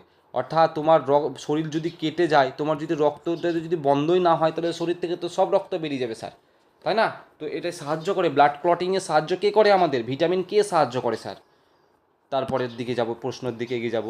তারপরে স্যার ফুলের কোন অংশটি বীজে পরিণত হয়? খুব ভালো প্রশ্ন। ডিম্বক, যেটাকে আমরা স্যার ওভাম বলে থাকি, আমরা ডিম্বক যেটাকে ওভাম বলে থাকি স্যার। এই যে ডিম্বাশয় কী জিনিস স্যার? কারণ ডিম্বাশয় একটা ডিম্বাশয়ের মধ্যে কিন্তু স্যার ডিম্বক থাকে, তাই না? ডিম্বাশয়ের মধ্যে, আর এই ডিম্বক থেকেই কিন্তু আমাদের বীজ তৈরি হয়। এক কথায় তোমরা মানুষের শরীর দিয়ে তোমরা যদি এটা বোঝো, হ্যাঁ, নারীদের যে মানে রয়েছে, যে আমাদের নারীদের যে ম্যালপেজিয়াম, আচ্ছা বেশি ভেঙে বলছি না, চলো এগুলো যখন সায়েন্সের ক্লাস করাবো, এখন বলতে লাগলে বেশি দেরি হয়ে যাবে। চলো, বয়ঃসন্ধিকালে মানুষের শরীরে টেস্টোস্টেরন হরমোন কোথা থেকে নিঃসৃত হয়? দেখো, বয়ঃসন্ধিকাল বলতে গেলে যখন মোটামুটি আমাদের বয়সটা হয়ে যায়, মোটামুটি 14-15 বছর যখন আমাদের হয়ে যায়, তখন আমাদের কিন্তু শরীরে যে টেস্টোস্টেরন হরমোনটা কোথা থেকে নিঃসৃত হয়? স্যার শুক্রাশয় থেকে নিঃসৃত হয়। স্যার এই টেস্টোস্টেরন হরমোনের কাজ কী স্যার? 12 থেকে 14 বছর বয়স যখন হয়ে যায়, এটা শুধুমাত্র পুরুষদের শরীরে পাওয়া যায়। এই যে পুরুষদের দাড়ি, তারপরে স্যার গোপ, তারপরে স্যার যে সেক্সজনিত উত্তেজনা, এগুলোতে সব কিন্তু সাহায্য করে স্যার এই টেস্টোস্টেরন হরমোন। ওকে, তো এটা স্যার কোথা থেকে নিঃসৃত হয়? আমাদের যে শুক্রাশয় রয়েছে স্যার, শুক্রাশয়। ওকে, তো সেখান থেকে। চুম্বকের যে অংশ চুম্বকের যে অংশ থেকে চুম্বকীয় বলরেখা নির্গত হয় তাকে কি বলা হয় স্যার? তাকে স্যার উত্তর মেরু বলা হয়। খুব নোট করবে তো, প্রশ্নটা ভালো করে মুখস্থ করবে। একটা চুম্বক রয়েছে স্যার, সেই চুম্বকের যে অংশ থেকে চুম্বকীয় বলরেখা নির্গত হয়, অর্থাৎ বলতে গেলে সেটাকে আমরা উত্তর মেরু বলে থাকি। একটা চুম্বক দেখবে কাউকে টানে, লোহা দিলে দেখবে টানে, একটা বল রেখা যখন টানছে, যেই দিকে টানছে সেই দিকে একটা রেখা তৈরি হয়েছে, সেটাই তো স্যার আমাদের উত্তর মেরু। ওকে, তো এর আরও হয়তো ভেঙে বললে বলা যায়, কিন্তু ক্লাস বেশি দেরি হয়ে যাবে, কারণ আমার অনেক প্রশ্ন করাতে হবে। তো তো আমি এর বেশি ডিটেলস বলবো না, প্রপার যখন সায়েন্সের ক্লাস করাবো তখন এগুলো ভেঙে বলবো। ম্যাগনেসিয়াম অক্সাইডের রাসায়নিক সংকেত কি? স্যার এমজিও। স্যার এমজিওকে বলা হয়, এই রাসায়নিক সংকেতটা না একটা প্রশ্ন তোমরা পরীক্ষায় কনফার্ম দেখতে পেয়ে যাবে। এই রাসায়নিক সংকেত যে এমজিওই আসবে পরীক্ষায় তার কি কোনো গ্যারান্টি নেই, অন্য কিছু আসতে পারে, সিএও আসতে পারে, ক্যালসিয়াম অক্সাইড, এটা খুব গুরুত্বপূর্ণ। এটা কলিচুন চুনা পাথর, মানে যেটা আমাদের পোড়াচুন, মানে মানে যেটাকে মার্বেল বলছি। ওকে, তো চুনা পাথর, তো এটাও খুব গুরুত্বপূর্ণ। তো যে দেখো, ক্লাসের মধ্যে জড়িত থেকো, চ্যানেলের মধ্যে জড়িত থেকো, ধীরে ধীরে সবই পাবে। তারপরে ডায়াবেটিস চিকিৎসার জন্য ব্যবহৃত ইনসুলিন হরমোন কে আবিষ্কার করে? তো ডায়াবেটিস চিকিৎসার জন্য ইনসুলিন হরমোন কে আবিষ্কার করে? এক কথায় বলতে গেলে ইনসুলিন কে আবিষ্কার করে? মনে রাখবে, ব্যান্টিং, ফ্রেডরিক ব্যান্টিং, ইনি কিন্তু ইনসুলিন হরমোন আবিষ্কার করেছিল। ওকে। ডায়াবেটিস মানে স্যার বহুমূত্র যাদের রোগ আছে, যারা বারবার টয়লেট যায় দিনে 15 বার 20 বার, যাদের বহুমূত্র রোগ আছে তাদের কিন্তু এই ডায়াবেটিস বলে থাকি। ডায়াবেটিস ইনফেলিটাস নামে একটা রয়েছে হরমোন, যেটার জন্য হয়। তারপরে যে পদার্থের স্বাদ তেতো, যে পদার্থের স্বাদ তেতো এবং নীল লিটমাসের রঙের পরিবর্তন করে না, তাকে কি বলে? স্যার তাকে ক্ষারক বলে। স্যার তেতো মানে সাধারণ বিষয়, যার স্বাদটা তেতো হবে এবং নীল লিটমাসের রঙের পরিবর্তন করে না। কিন্তু লিটমাস তুমি ঢালবে, এই ক্ষার কিন্তু কোনো রকম পরিবর্তন করবে না, কিন্তু স্বাদ আবার তেতো, সেটাকে স্যার ক্ষারক বলা হয়, তাই না? আর অ্যাসিড স্যার, অ্যাসিড তো স্যার অম্ল, অ্যাসিড তো স্যার অম্ল, তাই না? বলুন না অ্যাসিডিটি হয়েছে, খুব অম্ল, মুখটা টক টক অম্ল অম্ল লাগছে, তো স্যার ওটা তো আমাদের অম্ল অ্যাসিড, আর ক্ষার তো স্যার তেতো। তারপরে নিচের নিচের কোন যন্ত্রটি বিদ্যুৎ প্রবাহের চুম্বকীয় ফলের উপর ভিত্তি করে তৈরি হয়েছে? অর্থাৎ যেটাকে বলে magnetic field of effect current, যেটাকে ভালোভাবে বলে থাকি। তো এটা মনে রাখবে ইলেকট্রিক বেল। স্যার বুঝলাম না, যান্ত্রিক বিদ্যুৎ প্রবাহের চুম্বকীয় ফলের উপর ভিত্তি করে তৈরি হয়। এগুলো মানে ওই চ্যাপ্টার আলাদা পুরো ক্লাস করাতে হবে পুরো চ্যাপ্টারের উপর, কারণ প্রত্যেকটা চ্যাপ্টার থেকে তোমাদের অগ্নিবীরের যে সলিড প্রশ্নগুলো থাকে না, সেগুলোই কিন্তু তোমাদের পরীক্ষা আসে। যান্ত্রিক বিদ্যুৎ প্রবাহের চুম্বকীয় ফল, ঠিক আছে? তো সে তার উপর ভিত্তি করে কিন্তু আমাদের কি মানে কিসের উপর ভিত্তি করে? সেটা ইলেকট্রিক বেলের উপর ভিত্তি করে। জাস্ট শুধু এইটুকু তোমরা মনে রাখো, এর থেকে বেশি কিছু মনে রাখার দরকার নেই। বাইরে গোটা ক্লাস করে তুমি চ্যাপ্টার পড়ে তোমার কোনো দরকার নেই, কারণ যেটা আসার সেটাই আসবে, বেশি আসবে না, তোমাদের খুব সংক্ষিপ্ত সিলেবাস। তারপরে মানুষের স্ত্রী জনন কোষ, মানুষের যে স্ত্রী জনন কোষকে ফিমেল গ্যামেটকে কি বলা হয় স্যার? ডিম্বাণু। আমি একটু আগে তো বললাম না স্যার, ডিম্বাণু। কারণ পুরুষদের কিন্তু স্যার ডিম্বাণু, আর পুরুষদের স্যার শুক্রাণু। পুরুষদেরটা হচ্ছে স্যার শুক্রাণু আর স্ত্রীদের ডিম্বাণু। কারণ এই শুক্রাণু আর ডিম্বাণুর মিলিতর ফলেই কিন্তু আমাদের কি হয়, একটা ভ্রূণ সন্তান কিন্তু আমাদের কি হয়, তৈরি হয়, তাই না? এগুলোর ডিটেলস ক্লাস এখন বলবো না। তারপরে হচ্ছে রক্ত পরিশ্রুত বা ফিল্টার কোথায় হয়? স্যার আমরা তো ফিল্টার, এখন তো বাড়িতে আমরা ফিল্টার জল খাই স্যার, তাই না? তো দোকান থেকে কিনেই হোক বা কোথাও গিয়ে হোক বা বাড়িতে কেউ অনেক সময় ফিল্টার লাগায়। তো আমাদের শরীরে এই যে ফিল্টার কে করে গো? এই যে তোমরা সব ওষুধ খাচ্ছ, দূষিত খাবার খাচ্ছ, দূষিত জল যাচ্ছে শরীরে, তো সেগুলোকে ফিল্টার করে কিন্তু স্যার আমাদের কিডনি, এই কিডনি কিন্তু শরীরে কিন্তু ঠিক থাকা চাই। কিডনি ঠিক থাকলে কিন্তু খুব মুশকিল, যত খাবার খাচ্ছ সব কিন্তু এই কিডনিতে গিয়ে প্রভাব পড়ে। তারপরে মানবদেহের শ্বাসযন্ত্রের প্রধান অঙ্গ কি? ফুসফুস স্যার, কারণ শ্বাসযন্ত্র বলতে এই যে শ্বাস নিচ্ছি প্রশ্বাস ছাড়ছি, হ্যাঁ, এই যেগুলো কে করছে সব ফুসফুস স্যার। ওকে। তারপরে সবুজ উদ্ভিদ সৌরশক্তিকে কিসে রূপান্তরিত করে? খুব ভালো প্রশ্ন। সবুজ উদ্ভিদ সৌরশক্তিকে কিসে রূপান্তরিত করে? এটা কেমিক্যাল এনার্জিতে পরিবর্তন করে। এই যে সবুজ একটা গাছ রয়েছে, সবুজ উদ্ভিদ তুমি বলে, সবুজ মানে যেগুলো সবুজ কালার সব কটাই সবুজ উদ্ভিদ। একটা গাছ রয়েছে, এবার গাছ যখন সূর্যালোকটাকে শোষণ করছে, সূর্যের আলো যখন গাছের মধ্যে পড়ছে, গাছ কী করছে? সূর্যের আলোটাকে নিচ্ছে, তার ফলে তো একটা পরিবর্তন হচ্ছে, কেমিক্যাল চেঞ্জ হচ্ছে, সেটাই হচ্ছে স্যার রাসায়নিক শক্তি। ওকে। আমরা যেমন সূর্যের আলো থেকে আমাদের শরীর কী নিয়ে থাকে? ভিটামিন ডি পাই না আমরা প্রচুর পরিমাণে, এর জন্য আমাদের ভিটামিন ডি এর অভাবটা শরীরে খুব কম হয়, কারণ আমরা সূর্যের আলো থেকে পেয়ে যাই। অবশ্যই শর্ত আছে, ভিটামিন ডি তুমি সূর্যের আলোতে সবসময় পাবে না, সর্ষের তেল লাগবে শরীরে অবশ্যই, ওটা বিক্রিয়া করে। তারপরের প্রশ্নটা একটু ছোটো করে নিই, বোঝাবো। বলছে যখন একটি টেস্ট টিউবে থাকা অজানা তরলে নীল লিটমাস যোগ করা হলো। একটা টেস্ট টিউব বলতে গেলে একটা সায়েন্টিফিক নেম, একটা সায়েন্টিফিক, তুমি একটা সাপোজ ভাবো একটা কোনো একটা বাক্স, তো এর মধ্যে এটাকে ভাবো একটা টেস্ট টিউব, এটাকে ভাবো টেস্ট টিউব, এর মধ্যে যখন তুমি নীল লিটমাস তুমি যখন যোগ করলে, নীল কালার যখন কোনো যোগ করলে, তখন সেটি লাল হলো, অর্থাৎ নীল যোগ করলে সেটা লাল হয়ে গেল। তরলটি কি ছিল? একটা অ্যাসিড। তো সেই তরলটা কি অ্যাসিডই তো রূপান্তরিত হয়। মনে রাখবে স্যার, অ্যাসিডই আমাদের নীল লিটমাসকে লাল করে থাকে। এত বড় প্রশ্ন ঘুরিয়ে দিয়েছে ব্রেনে কনফিউজ করার জন্য, মনে রাখবে অ্যাসিড আমাদের নীল লিটমাসকে লালে রূপান্তরিত করে, বাস শুধু এইটুকুই পড়ো তো তোমরা, এত কনফিউজ করার দরকারই নেই। তারপরে স্যার টক, এই যে টক স্বাদের খাবার প্রকৃতি কেমন হয়? অ্যাসিড। এটা তো একটু আগেই বললাম, টক টক লাগবে, দেখবে মুখটা টক হয়ে গেছে, বলি না স্যার আমরা গ্যাসের ট্যাবলেট কেন খাই, বলি না এই খুব অ্যাসিডিটি হয়ে গেছে আমাদের, কারণ কি মুখটা টক টক লাগছে। তো সেই টক স্বাদের জন্য প্রকৃতিটা কেমন? অ্যাসিডিক, নর্মাল প্রশ্ন। তারপরে নিচের কোনটি একটি রাসায়নিক পরিবর্তন? এই চ্যাপ্টার থেকে না প্রশ্ন আসে, এই রাসায়নিক পরিবর্তন বাদ যায় না। লোহায় মরিচা পড়া, পূর্বে আলোচনা করেছি, লোহায় মরিচা পড়লে রাসায়নিক পরিবর্তন হয়ে যাবে। তারপরে স্যার নিচের কোনটি দাহ্য পদার্থ নয়, অর্থাৎ আগুন ধরবে না, দাহ্য পদার্থ নয় বলেছে। ইনফ্ল্যামেশন সাবস্টেন্স, যেটা ইনফ্ল্যামেবল সাবস্ট্যান্স যেটা আর কি, দাহ্য পদার্থ নয় বলেছে স্যার। তো অক্সিজেন আমাদের দাহ্য পদার্থ নয়, এলপিজি তো দাহ্য পদার্থ। এলপিজি বলতে গেলে লিকুইফাইড পেট্রোলিয়াম গ্যাস, ফুল ফর্মটা লিখবে তো sir, liquefied petroleum gas. LPG petrol, আগুন দাও দেখি পেট্রোল জ্বলবে না, ধপ করে জ্বলবে। এলপিজি জ্বলবে না, বাড়িতে যে গ্যাসগুলো সবগুলো কী গ্যাস? এলপিজি গ্যাস, আগুন ধরবে না।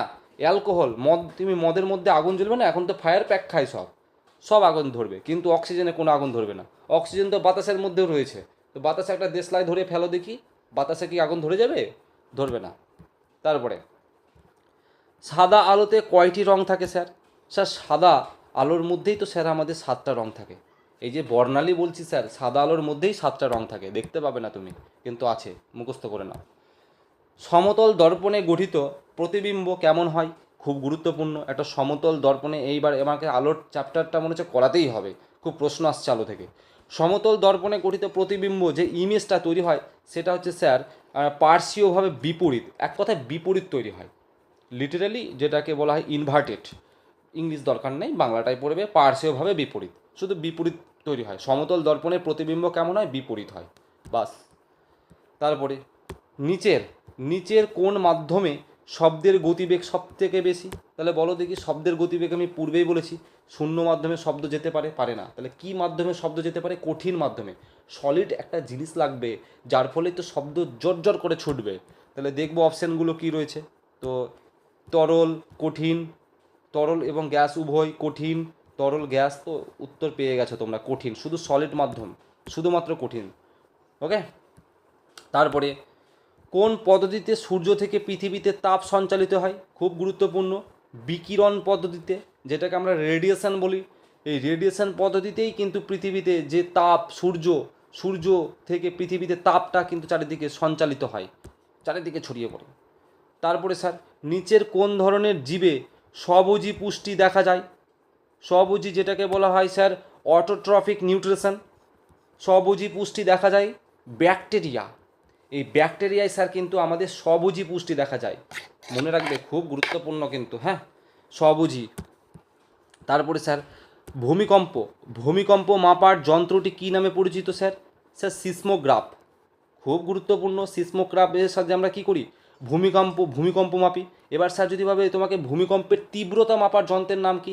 স্যার রিক্টার স্কেল, রিক্টার স্কেলের সাহায্যে স্যার ভূমিকম্পের তীব্রতা মাপি, অর্থাৎ ভূমিকম্পটা কত দূর পর্যন্ত গেল ছড়িয়ে, এইখানে ভূমিকম্প হলো, কত দূর পর্যন্ত ভূমিকম্প হয়েছে, এই যে তীব্রতা, এক্সটেনশনটা, ইন্টেন্সিটিটা মাপবো স্যার, সেটা কিন্তু রিক্টার স্কেলে মাপি। আর শুধু ভূমিকম্প আমরা কিসে মাপি স্যার? সিসমোগ্রাফ, খুব গুরুত্বপূর্ণ। তারপরে এখানে পাশাপাশি এগুলো যেন ব্যারোমিটারের সাহায্যে কী মাপি স্যার? বায়ুর চাপ মাপি স্যার, বায়ুর চাপ, এটাও গুরুত্বপূর্ণ, হ্যাঁ। তারপরে স্যার পাকস্থলিতে অ্যাসিডিটির চিকিৎসার জন্য ব্যবহৃত অ্যান্টাসিড পদার্থটা কী? এই যে পাকস্থলিতে অ্যাসিডিটির চিকিৎসার জন্য, পাকস্থলী, কারণ আমাদের অ্যাসিডিটি পাকস্থলীর মধ্যে স্যার কী থাকে স্যার? পাকস্থলীর মধ্যে কী থাকে স্যার? HCl থাকে, হাইড্রোক্লোরিক অ্যাসিড থাকে।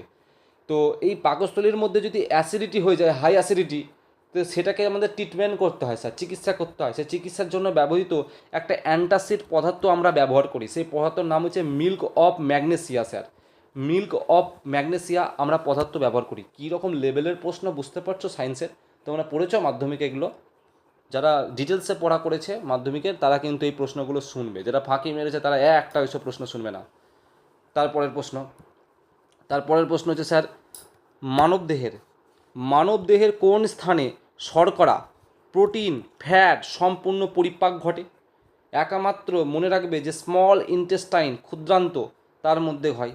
এই যে আমাদের নাড়িভুঁটি যেটাকে বলি, এই প্যাঁচানো প্যাঁচানো, ওটাকে আমরা স্যার ক্ষুদ্রান্ত বলি, একাধিক রয়েছে। তো সেখানে শর্করা, প্রোটিন, ফ্যাট সব কিন্তু কী হয়ে যায়, পরিপাক হয়ে যায়, যা আছে সব কিন্তু মিশে গিয়ে একবারে সেই মানে বলি না যে বা একবারে সেই জলের মধ্যে একবারে তেল ঢেলে দিলাম, এই মানে মিশিয়ে দিলাম, এক কথায় সব কিছু মিক্স করে দেওয়া। তো সেটা কিন্তু ক্ষুদ্রান্তের মধ্যে হয়, সব কিছু শর্করা, প্রোটিন, ফ্যাট তিনটেই মিশে যায়। তারপরে নিচের নিচের কোনটি তীব্র বা স্বল্পস্থায়ী রোগের উদাহরণ নয়? তীব্র যেটাকে বলে অ্যাকিউট ডিজিজ, স্বল্পস্থায়ী রোগের উদাহরণ নয়। তো দেখো, উচ্চ রক্তচাপ, ফ্লু, তারপরে স্যার স্ট্রেপ থ্রোট, সাধারণ সর্দি। তো আমাদের মনে রাখবে যে উচ্চ রক্তচাপ, হাই ব্লাড প্রেশার, এটা কিন্তু আমাদের কি, আমাদের তীব্র বা স্বল্পস্থায়ী রোগের উদাহরণ নয়। এই হাই ব্লাড প্রেশার কিন্তু একটা তীব্র বা স্বল্পস্থায়ী রোগের উদাহরণ নয়, এটা কিন্তু পাশাপাশি মনে রাখবে।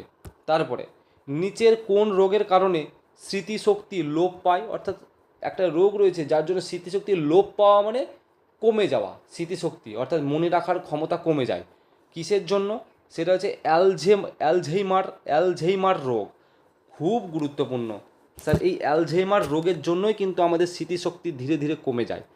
স্যার রিকেট রোগ, এটা তো ভিটামিন ডি এর অভাবে হয়। ওকে। রাতকানা রোগ স্যার ভিটামিন এ এর অভাবে হয়। স্যার স্কারবি রোগ স্যার ভিটামিন সি এর অভাবে হয়। সব নোট করবে। তারপরে অ্যাসিডের সাথে ক্ষারের বিক্রিয়া কী নামে পরিচিত? স্যার অ্যাসিডের সাথে যখন অ্যাসিড আর ক্ষার দুটো যখন একে অপরে মিশবে, বিক্রিয়া করবে, তখন স্যার সেটা প্রশম বিক্রিয়া। ওকে, সেটাকে কি বলা হয়? প্রশমন বিক্রিয়া বলা হয়, প্রশমন বিক্রিয়া। স্যার রক্তের পিএইচ থেকে প্রশ্ন আসছে, পিএইচ স্কেল থেকে, এই পিএইচ স্কেল রিলেটেড যেগুলো প্রশ্ন আসে না, সেগুলোর একটা ক্লাস দিতে হবে মনে হচ্ছে। রক্তের পিএইচের মান কত স্যার? 7.4 রক্তের পিএইচের মান। তাহলে স্যার রক্ত আমাদের ক্ষার না অম্ল? বলো দেখি, এটা কমেন্ট করবে তো। একটা কাজ দিলাম, যদি আমাদের স্বাদ যদি প্রশম হয়, আমি বলেছি স্যার কমলে কি হয় আর বাড়লে কি হয় বলে দিয়েছি, এটা বলে দিলে উত্তর পেরে যাবে। কার কথাটা মনে আছে আমি দেখব। 7-এর বেশি, 7.4 আছে, তাহলে রক্ত আমাদের কি ধরনের, আম্লিক প্রকৃতির না ক্ষারীয় প্রকৃতির? চলো তো কমেন্ট করবে, এটাও প্রশ্ন আসার মতন। তারপরে নিচের মধ্যে কে তড়িৎ চুম্বকীয় আবেশ আবিষ্কার করে, যেটাকে আমাদের ইলেকট্রোম্যাগনেটিক ইন্ডাকশান বলে থাকি। ইলেকট্রোম্যাগনেটিক ইন্ডাকশান, যেটা তড়িৎ চুম্বকীয় আবেশ, এটা আবিষ্কার করেছিল কে? মাইকেল ফারাডে। তড়িৎ চুম্বক নিয়ে যদি কোনো কথা তোমার পরীক্ষা আসে, চোখ বুঝে মাইকেল ফারাডে মারবে, চোখ বুঝে, ঠিক আছে? কেপলারের হচ্ছে গ্রহের সূত্র হচ্ছে কেপলার। তারপরে হচ্ছে ফুসফুস। ফুসফুস কোন তন্ত্রের অংশ? ফুসফুস স্যার আমাদের শ্বসনতন্ত্রের। শ্বসন মানে শ্বাস, শ্বসন। তো ফুসফুসের মধ্যে তো শ্বাস প্রশ্বাস, একটু আগে আলোচনা করেছি আমি, এটা আর হয়তো বোঝানোর কিছু নেই। তারপরে স্যার যে মানুষের পৌষ্টিক নালীর কোন অংশটি সবচেয়ে লম্বা? তো মনে রাখবে স্যার, আমাদের মানুষের পৌষ্টিক নালীর মধ্যে আমাদের সব থেকে লম্বা হচ্ছে স্যার কি? সব থেকে লম্বা আমাদের ক্ষুদ্রান্ত।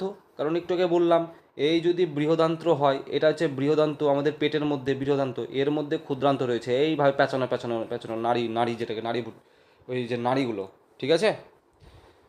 তো এগুলো হচ্ছে স্যার আমাদের কি, আমাদের সব থেকে বড় হচ্ছে পৌষ্টিক নালীর মধ্যে একটা বড় অংশ। তারপরে আমাদের কি বলবো স্যার, প্রধান ভূমিকম্পের তরঙ্গ শুরু হওয়ার আগে কোন ধরনের শব্দ উৎপন্ন হয়? বলছে প্রধান ভূমিকম্পের তরঙ্গ শুরু হওয়ার আগে একটা শব্দ তৈরি হয়, যেটা হচ্ছে ইনফ্রাসাউন্ড। মনে রাখবে স্যার কি, ইনফ্রাসাউন্ড কিন্তু আমাদের তৈরি হয়। এখানে অপশান দিয়েছে আলট্রাসাউন্ড, ইনফ্রাসাউন্ড, যেটা হচ্ছে শ্রবণযোগ্য শব্দ। তো প্রশ্ন দেখে বুঝতে পারছো, মনে হচ্ছে যে এটা কনফিউজ করবে কিন্তু যদি সঠিক উত্তর না জানো। তো মনে রাখবে, যখন ভূমিকম্পর তরঙ্গ শুরু হয়, ভূমিকম্প যখন শুরু হয়, তার আগে একটা কিন্তু শব্দর সিগন্যাল আছে, সেই শব্দটা হচ্ছে ইনফ্রাসাউন্ড। তারপরে রাবার রাবার ভলকানাইজেশন প্রক্রিয়ায় কোন অধাতু ব্যবহার করা হয়? প্রশ্ন লেভেলই আলাদা, সালফার। কেউ পারবে না এইসব প্রশ্ন যদি পড়ে না যায়। রাবার ভলকানাইজেশন প্রক্রিয়ায় কোন ধাতু ব্যবহার করা হয়? সালফার। এটাও কিন্তু গুরুত্বপূর্ণ। সাধারণ হৃদস্পন্দনের হার কিভাবে পরিমাপ করা হয়? এই যে তোমার হার্টবিট কাঁপছে, তোমরা বলো যে মিনিটে 72 বার আমাদের হার্টবিট কাঁপে পড়ে, এই যে 72 বার হার্টবিটটা পড়ছে, এটাকে আমরা মাপছি কিসের সাহায্যে স্যার? তো মনে রাখবে প্রতি মিনিট পালস রেট সাহায্যে কিন্তু আমরা মেপে থাকি। ওকে, পার মিনিটস পার রেট। তারপরের প্রশ্ন স্যার, অবতল অবতল লেন্স দ্বারা গঠিত প্রতিবিম্ব সর্বদা কেমন হয়? অবতল লেন্স দ্বারা গঠিত প্রতিবিম্ব স্যার সর্বদা আমাদের অসৎ ও সমশীর্ষ হয়। অর্থাৎ 1 নম্বর যে অপশানটা ছিল সেটা স্যার সঠিক উত্তর হবে। অসৎ হয় এবং সমশীর্ষ, যেটা ভার্চুয়াল এবং যেটাকে ইরেক্ট বলে থাকি আমরা। স্যার চর্বি বা ফ্যাট হজমের প্রধান অংশটি কার সাহায্যে সম্পূর্ণ হয়? তো স্যার পিত্তরস। এই যে বললাম না, বৃক্কের মধ্যে, যকৃতের মধ্যে আমাদের কি থাকে স্যার? পিত্তরস থাকে। তো তারই কিন্তু সাহায্য নিয়ে কিন্তু এই চর্বি ফ্যাট হজমের প্রধান অংশটি কার সাহায্যে সম্পূর্ণ হয়? এই পিত্তরসের কিন্তু আমাদের সাহায্য নিতে হয়। এই যে পেপসিন কিন্তু স্যার পেঁপেতে থাকে।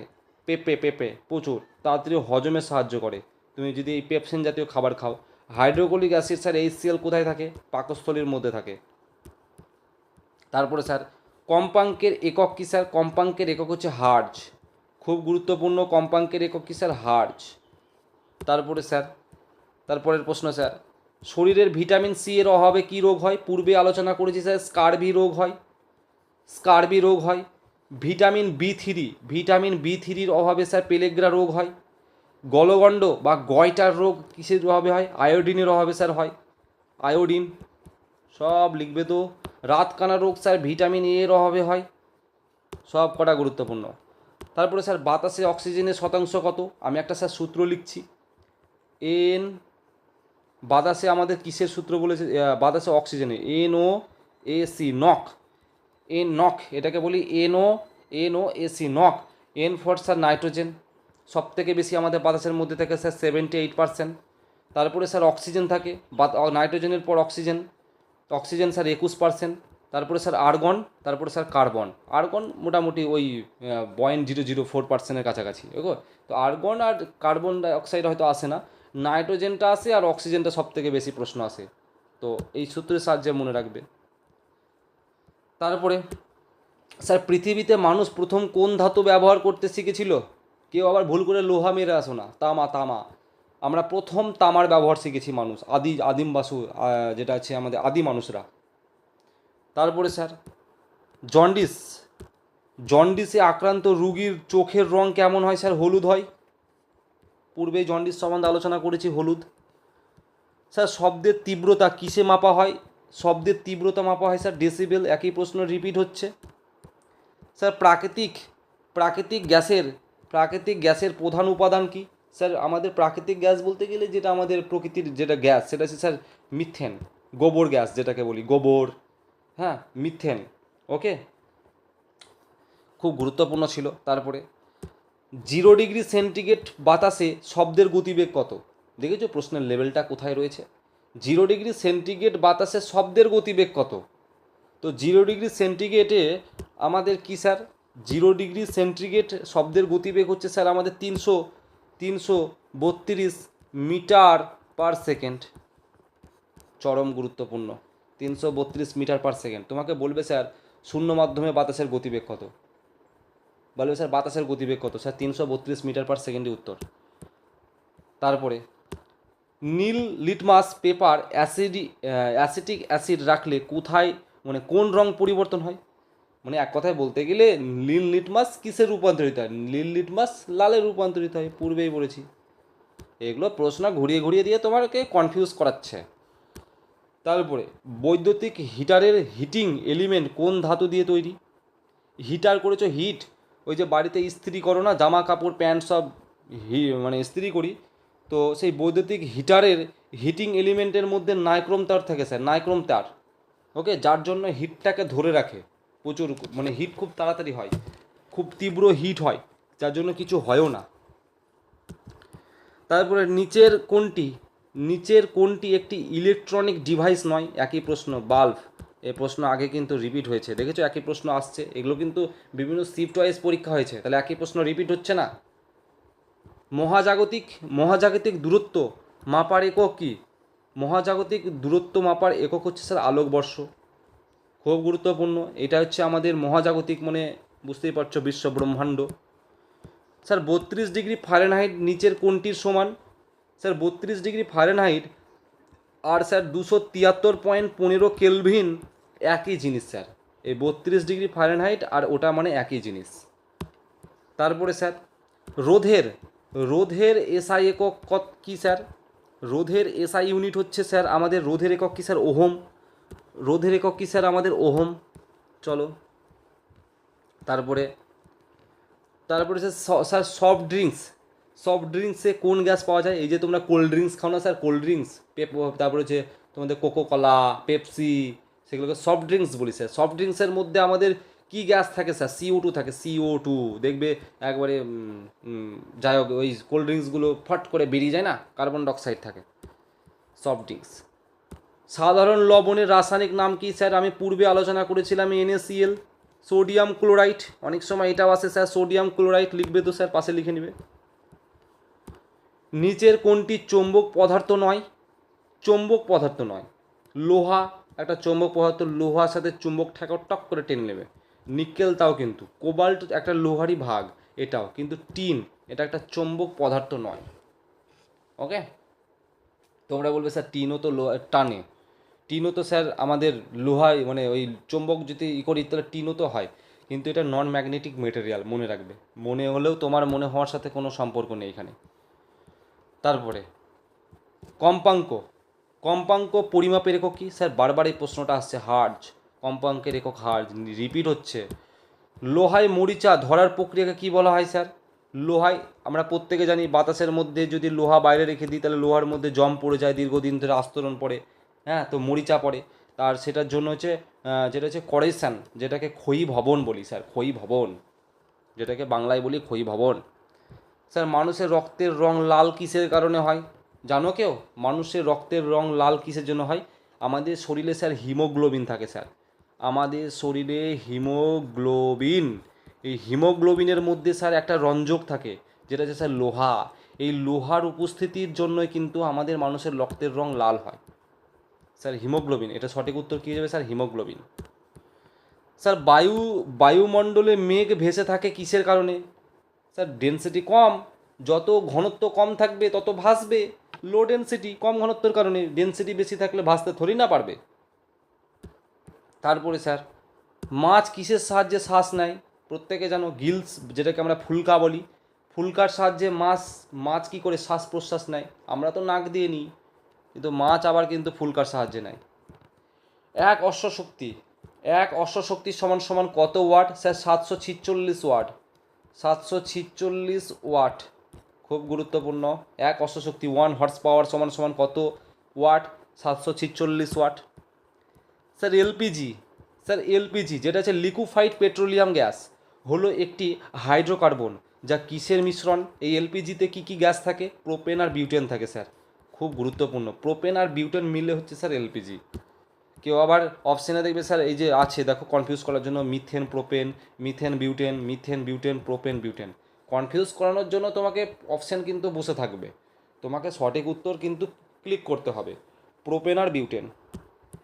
স্যার তারপরে প্রশ্ন, মানবদেহের রক্তের পরিমাণ কতটা, মানে পার্সেন্টেজ, মানবদেহের রক্তের পরিমাণের পার্সেন্টেজ চেয়েছে 7%।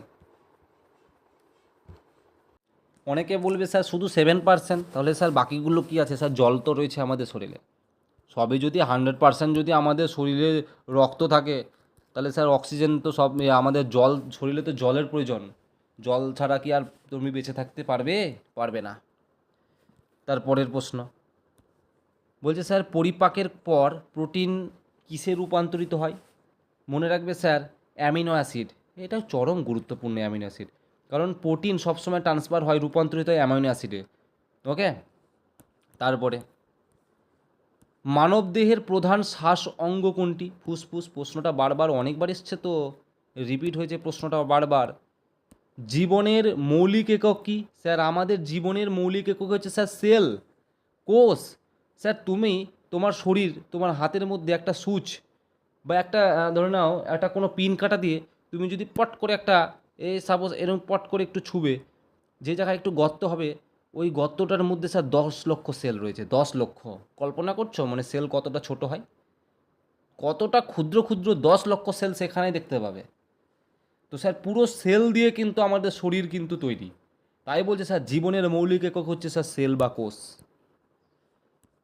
টাইফয়েড কিসের কারণে হয় স্যার? টাইফয়েড একটা ব্যাকটেরিয়া ঘটিত রোগ। মা আমার ঘুম পাচ্ছে, মা আমার, এটা একটা সূত্র বলছি, মা আমার ঘুম পাচ্ছে, মা আমার ঘুম পাচ্ছে, মা দিয়ে হচ্ছে স্যার ম্যালেরিয়া, মা দিয়ে হচ্ছে স্যার ম্যালেরিয়া, আমার দিয়ে হচ্ছে স্যার আমাশয়, আমার দিয়ে হচ্ছে স্যার আমাশয়, ঘুম দিয়ে ঘুমের রোগ, পাচ্ছে দিয়ে স্যার পায়রিয়া। স্যার এই যে রোগগুলো বললাম না, এগুলো সব প্রোটোজোয়া ঘটিত রোগ। তাহলে স্যার ভাইরাস ঘটিত রোগের কি ট্রিক নেই?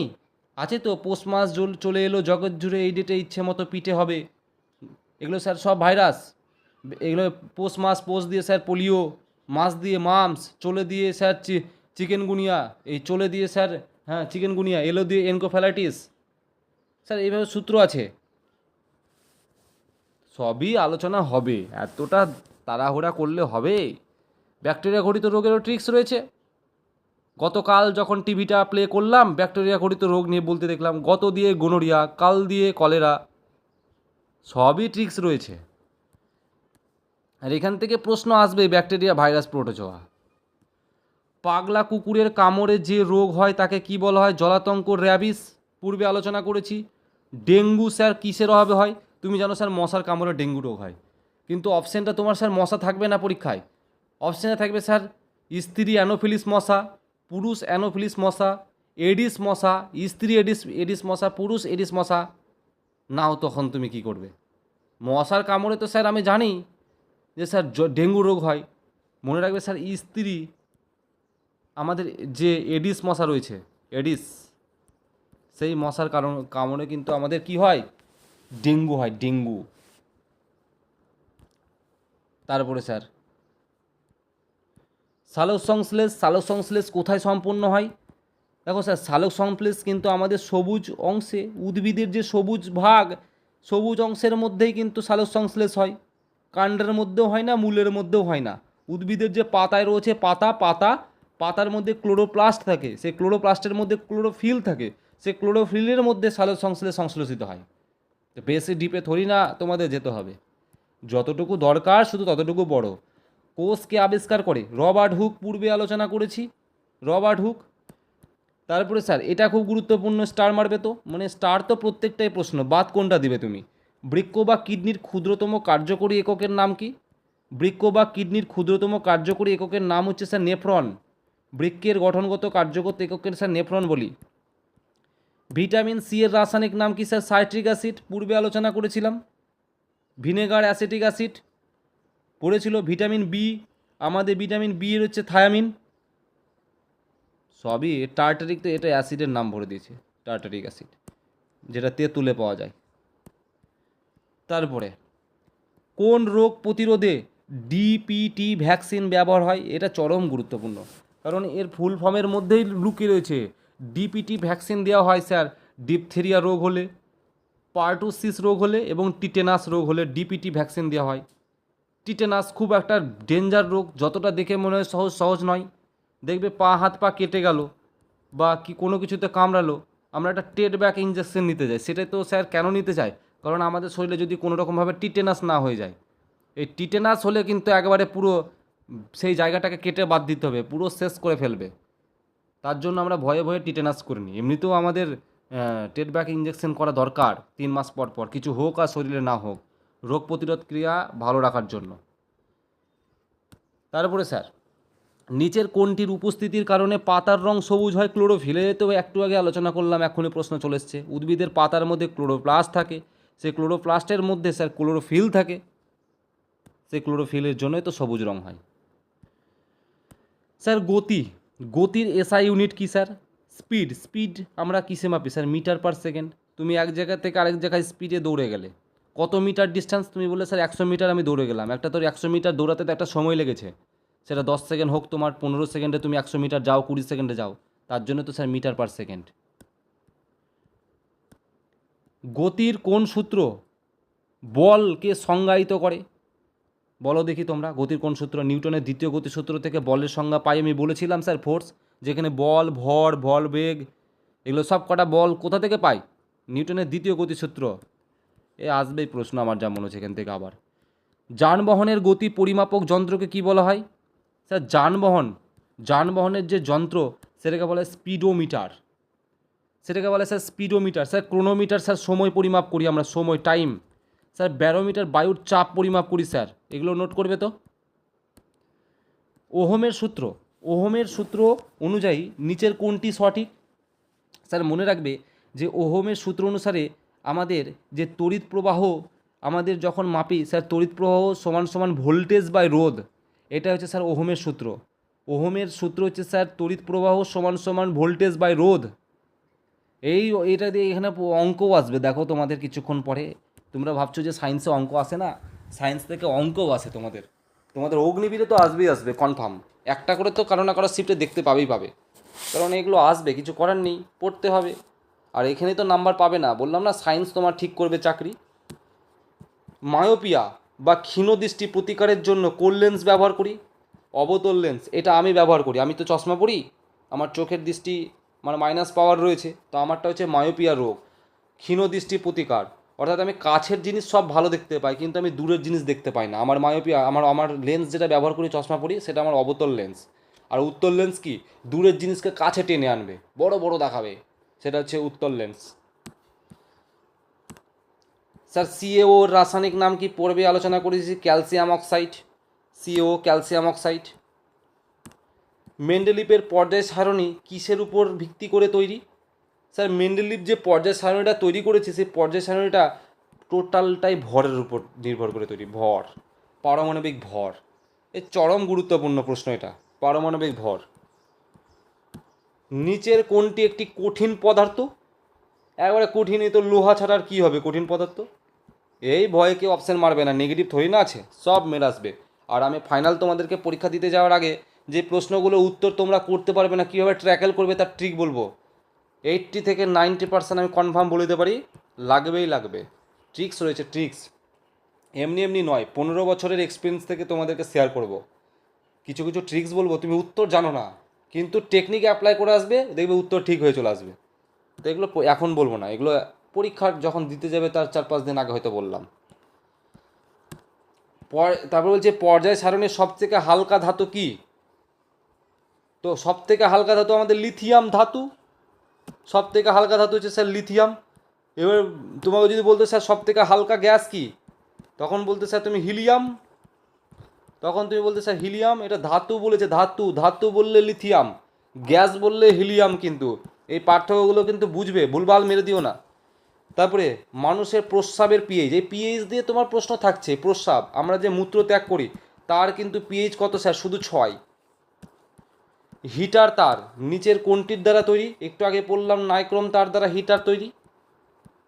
তারপরে স্যার নিচের কোন পদার্থটি মানে নিচের কোন পদার্থটিকে যে পাত্রে রাখা হয় তার আকার ধারণ করে? স্যার তরল। তুমি তরলকে যেখানে রাখবে সে তার নিজের আকার ধারণ করে নেবে। তুমি সাপোজ ধরো এই একটা বালতি রয়েছে, বালতির মধ্যে তুমি বরফ মানে কিছু একটা ইট রাখো, ইটটাকে সলিড কঠিন জিনিস রাখো, তুমি রাখবে, দেখবে একদিক কোনো দিক ফাঁকা থাকছে, কোনো দিক তুমি জল ঢালো, দেখবে পুরোটাই আকার নিজের আকার নিয়ে নেবে, ও পুরো শেপ যতটা জায়গা আছে সব নিয়ে নেবে, তরল। তারপরে মহাকর্ষ সূত্র নিচের কোনটির সাথে সম্পর্কিত? মহাকর্ষ সূত্র তো মনে রাখবে ভরের উপর, মহাকর্ষের সূত্র ভরের উপর নির্ভর করে।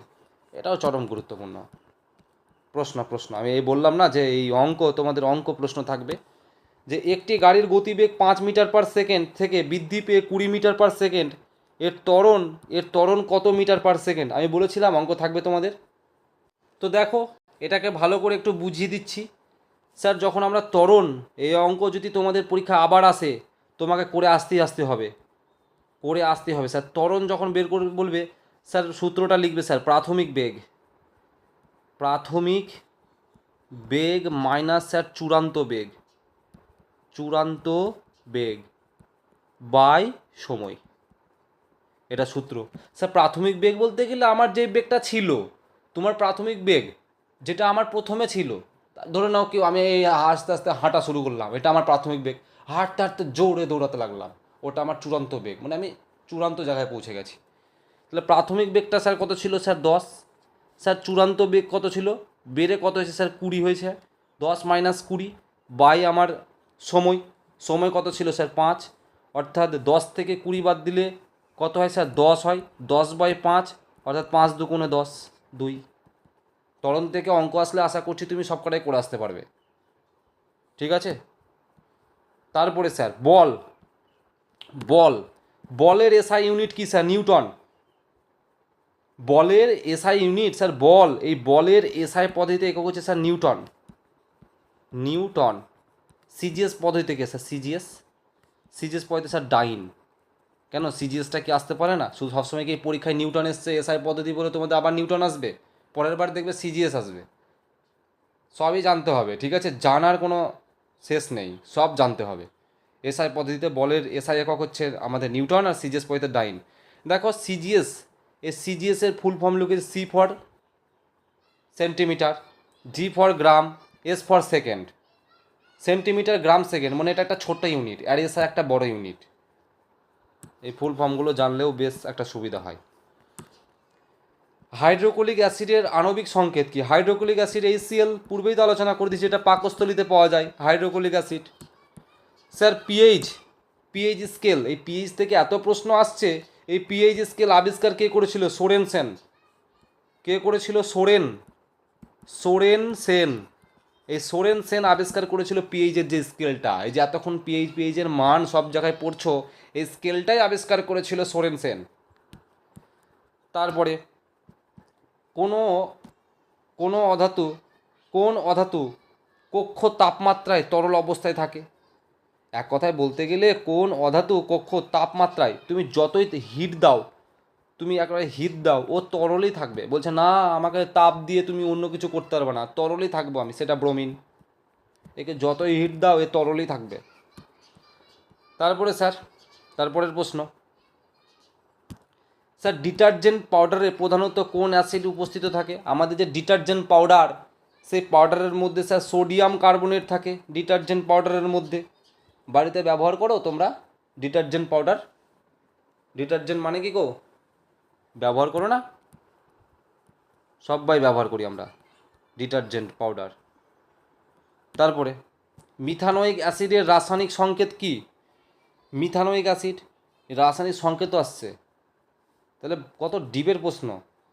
অত অগ্নিবীর আর্মি পাস করা সহজ নয়, সহজ ভাবলেও সহজ নয়। HCOOH। আগেরবার এই 50টার মধ্যে 30টা প্লাস যারা প্রশ্ন করেছিল তারাও পাস করতে পারেনি। 30টা মানে 30 দু কোনো 60, 100-র মধ্যে 60 পেয়েও পাস করতে পারেনি ফার্স্ট লিস্টে। সেকেন্ড লিস্টে হয়তো পাস করেছিল। অতটা সহজ নয়, ওই যারা সায়েন্স করে এসেছে তারাই কিন্তু পাস করেছে। সায়েন্স তো তোমাকে করে আসতেই হবে, আসতেই হবে। তারপরে নিচের কোনটি একটি বহুকোষী জীব? নিচের কোনটা একটা বহুকোষী, যেটাকে বলা হয় মাল্টি সেলুলার তোমার মানে যেটা হচ্ছে অর্গানিজম? স্পঞ্জ। স্পঞ্জ একবার ছবিটা দেখে নাও, সার্চ করে গিয়ে স্পঞ্জ দেখতে কেমন। এই যে স্পঞ্জ, স্পঞ্জ বানানটা লিখো SPONG, স্পঞ্জ দেখতে কেমন দেখে নিবে। ভিটামিন এর রাসায়নিক নাম কি? রেটিনল। প্রত্যেকে জানো ভিটামিন এর রাসায়নিক নাম কি? রেটিনল। অ্যাসকর্বিক অ্যাসিড কার রাসায়নিক নাম? Vitamin C. থিয়ামিন কার রাসায়নিক নাম? Vitamin B. টোকোফরল কার রাসায়নিক নাম? Vitamin E. সব কটা নোট করে নেবে। নিচের কোন রোগটি ছত্রাক দ্বারা হয়?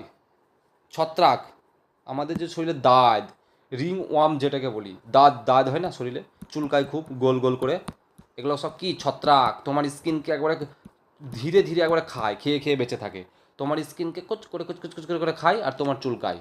যখনই খাই তখনই চুলকায়, আর আস্তে আস্তে ও খেতে খেতে তোমার পুরো স্কিনটাকে খেয়ে ফেলবে, পুরো পুরো শরীরে ছড়িয়ে যাবে দাঁত, ঠিক আছে? তারপরে হাইড্রা, হাইড্রা কিসের মাধ্যমে বংশবৃদ্ধি করে? মনে রাখবে বার্ডিং, বার্ডিং স্যার, বার্ডিং এর সাহায্যে কিন্তু হাইড্রা বংশ বিস্তার করে। খুব গুরুত্বপূর্ণ হাইড্রাটা। স্যার উদ্ভিদের কোষ প্রাচীর কী দিয়ে তৈরি? সেলুলোজ, একটা প্রোটিন, খুব গুরুত্বপূর্ণ।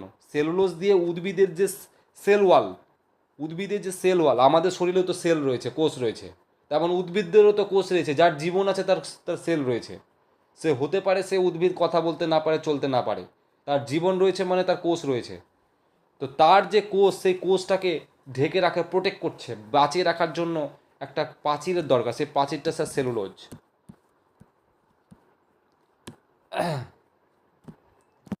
তারপরের প্রশ্ন পড়বো, দেখবো স্যার কোষে নিউক্লিয়াস কে আবিষ্কার করে? নিউক্লিয়াস রবার্ট ব্রাউন নিউক্লিয়াস আবিষ্কার করে।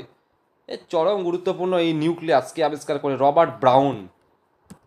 এ সব আসবে প্রশ্ন, দেখবে আবার ঘুরিয়ে রিপিট আসবে। জরায়ুতে ভ্রূণকে অর্থাৎ এমব্রায়ো পুষ্টি সরবরাহকারী কলাটা কি? প্লাসেন্টা।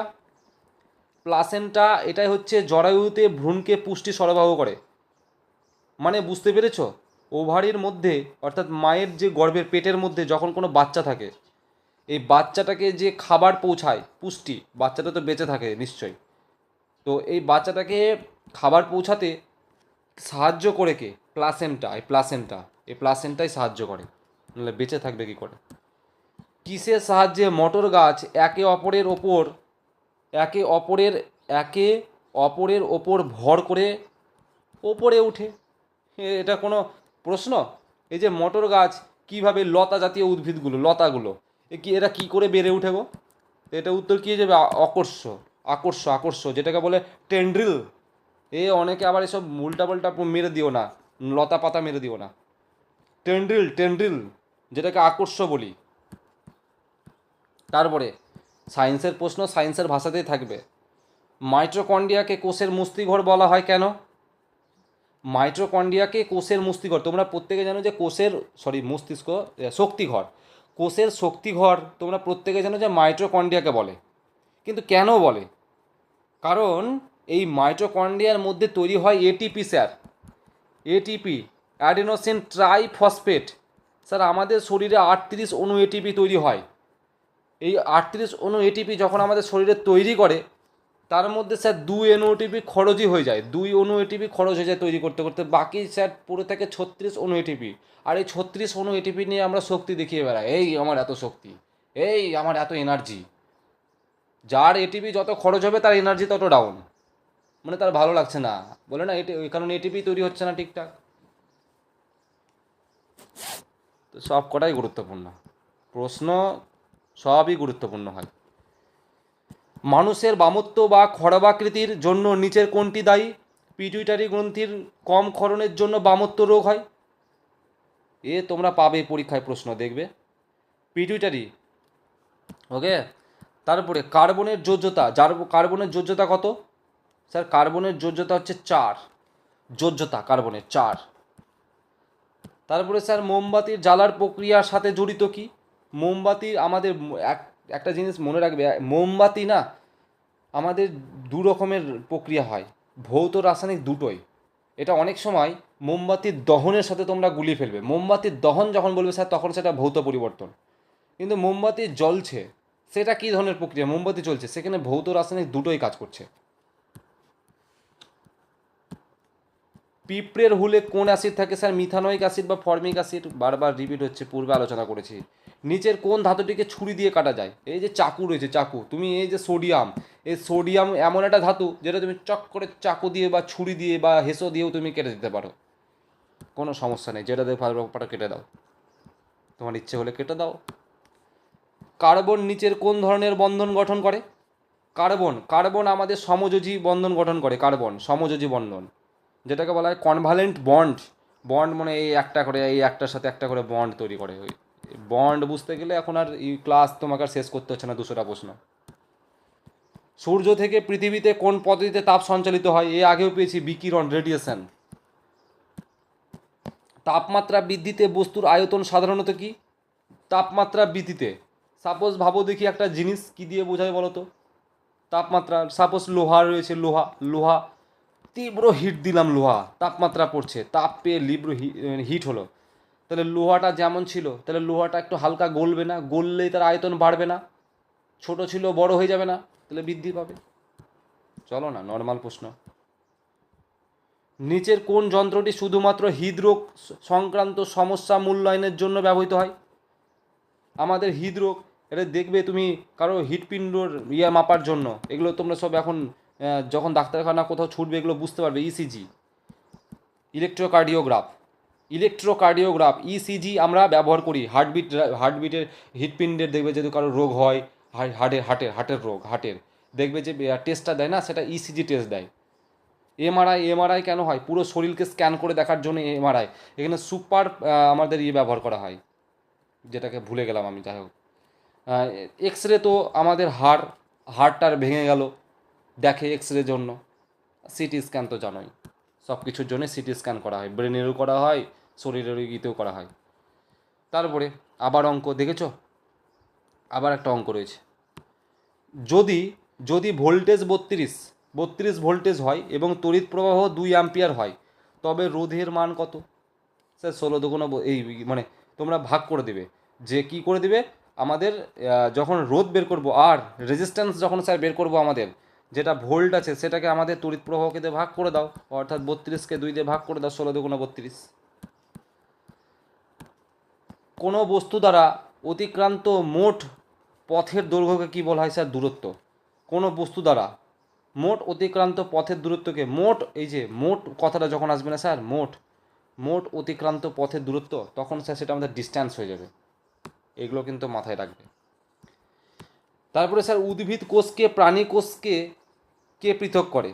উদ্ভিদ কোষকে প্রাণী কোষ থেকে পৃথক কে করে? কোষ প্রাচীর। কারণ এই কোষ প্রাচীর, কারণ উদ্ভিদের কোষ প্রাচীর রয়েছে, আমাদের প্রাণীদের নেই, তাই আমরা আলাদা পৃথক হয়ে গেলাম। নর্মাল প্রশ্ন একটু বুঝতে হবে। নিচের কোনটি একটি স্বভোজী যে নিজে নিজে ভোজন করে বেঁচে থাকে? শৈবাল তো স্বভোজী। তারপরে যে পুরুষদের শুক্রাণু কোথায় উৎপন্ন হয়? শুক্রাশয়, স্পাম। শুক্রাণু বলতে গেলে স্পাম, যেটাকে আমরা বলে থাকি হরমোন। এই হরমোন কোথায় উৎপন্ন হয়? শুক্রাশয়ের মধ্যে। দুটো আমাদের টিউব রয়েছে, সেই টিউবের মধ্যে। চলো বেশি ডিটেলস না যাওয়াই ভালো। হিমোগ্লোবিনে কোন খনিজ লবণ পাওয়া যায়? হিমোগ্লোবিনের মধ্যে লোহা পাওয়া যায়। হিমোগ্লোবিনের মধ্যে কি পাওয়া যায়? লোহা পাওয়া যায়। এ পূর্বে আলোচনা করেছি আমি। ম্যালেরিয়া কিসের কারণে হয়?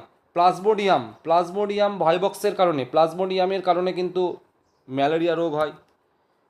তারপরে হচ্ছে আমাদের পেন্সিলের নিচে কোনটা ব্যবহার হয়? তাই পেন্সিলের মধ্যে গ্রাফাইট থাকে। এ চরম গুরুত্বপূর্ণ, চরম। এ কারো না কারো শিফটে এটা দেখতে পাবে তো, এই পেন্সিল নিচের কোনটি ব্যবহৃত হয়। তারপরের প্রশ্ন দেখব, জলে কোন ধরনের রাসায়নিক বন্ধন বিদ্যমান? কতক্ষণ ধরে বকছি বলো তো? 1 ঘন্টা 22 মিনিট ধরে ননস্টপ আমি বকছি, এত কষ্ট করে ক্লাস করাচ্ছি। যদি লাইক, কমেন্ট আর শেয়ার এগুলো যদি না আসে, নেক্সট ক্লাস যেটা ম্যারাথন সেটা আসবেই না, করাবোই না নেক্সট ক্লাস ম্যারাথন। সায়েন্সের কোনো ক্লাসই করাবো না। প্রচুর কষ্ট হয় এইসব ক্লাসগুলো।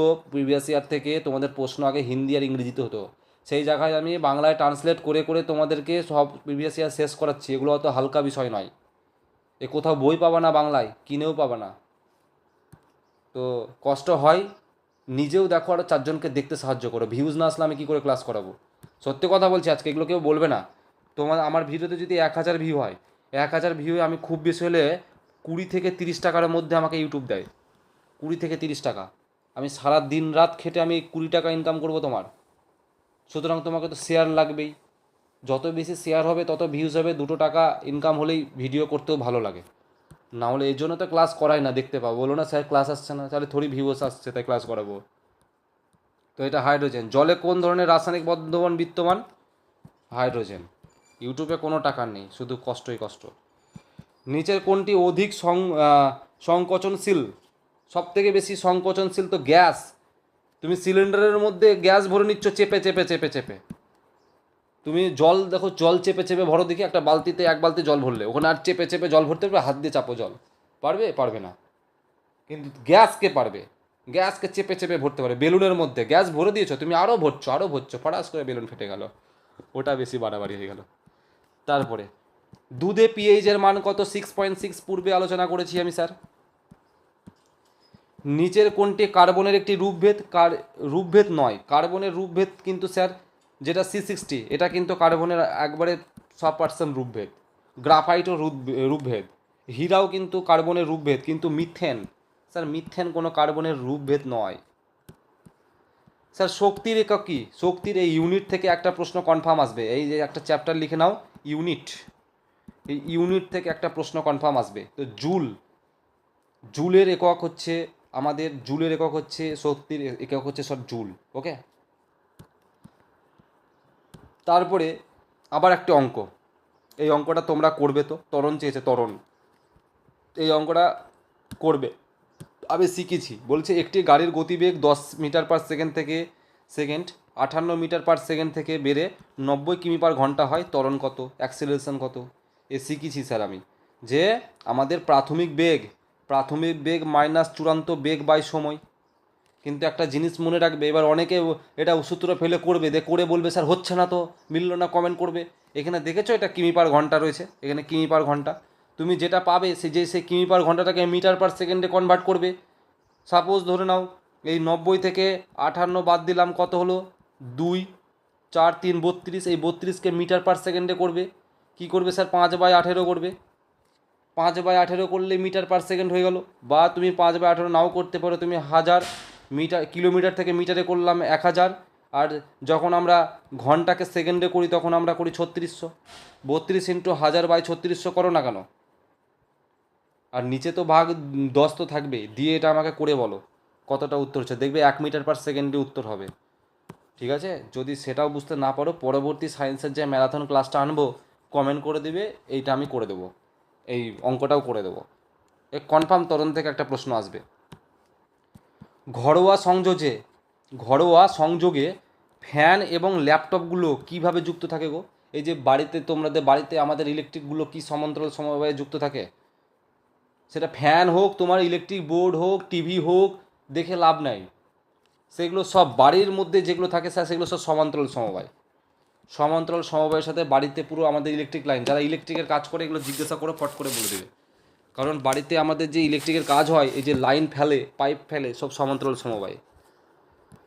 নিচের কোন পদার্থের ঘনত্ব সব থেকে বেশি? স্যার বরফ, এর বিরাট ঘনত্ব বেশি। বরফ, স্যার বরফ, এর ঘনত্ব সব থেকে বেশি। স্যার বৈদ্যুতিক আধানের ধারণার আবিষ্কারক হিসেবে কাকে কৃতিত্ব দেওয়া হয়? বেঞ্জামিন ফ্র্যাঙ্কলিনকে, কারণ ইনি তো আমাদের ইলেকট্রিক চার্জ বা বৈদ্যুতিক আধান আবিষ্কার করেছিল, এই Benjamin Franklin.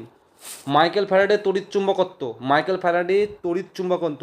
Thomas Edison sir আবিষ্কার করেছিল বাল্ব। নিকোলা তেসলাই আবিষ্কার করেছিল। উদ্ভিদ কোন প্রক্রিয়ার মাধ্যমে অতিরিক্ত জল বের করে দেয়? স্যার উদ্ভিদ আমাদের জল বের করে দেয় আমাদের, যেটাকে বলা হচ্ছে আমাদের ট্রান্সপিরেশন বা বাষ্পমোচন, যেটাকে বলা হয় প্রস্বেদন। এই বাষ্পমোচন আরেকটা নাম হচ্ছে প্রস্বেদন বা বাষ্পমোচন। ওকে স্যার, মনে থাকবে প্রত্যেকের। চলো, বাষ্পমোচনের সাহায্যে কিন্তু আমাদের উদ্ভিদ কিন্তু অতিরিক্ত জল বের করে দেয়। ওর দরকার নেই, এখানে আমি ব্যাখ্যা দিয়ে রেখেছি, চাইলে তোমরা দেখতে পারো। প্রস্বেদন প্রক্রিয়া, উদ্ভিদ তার পাতার ছিদ্র যেগুলো থাকে সেগুলো স্টোমাটা দিয়ে অতিরিক্ত জল বাষ্প আকারে বের করে দেয়। ওর জলের প্রয়োজন নেই। আমরা যেমন জল, আমাদের শরীরে অতিরিক্ত জল হয়ে গেলে ঘেমে পড়ি, আমরা ঘামি, জল বেরিয়ে যায়। লোমের ছিদ্র দিয়ে, যেমন আমাদের লোম আছে, লোম দিয়ে তো ঘামগুলো বেরোয়, এটা তো জানো। তেমন উদ্ভিদদেরও পাতার যে ছোট ছোট ছিদ্র রয়েছে, সেখান দিয়ে ওদের ঘাম বেরোয়, জল বেরোয়।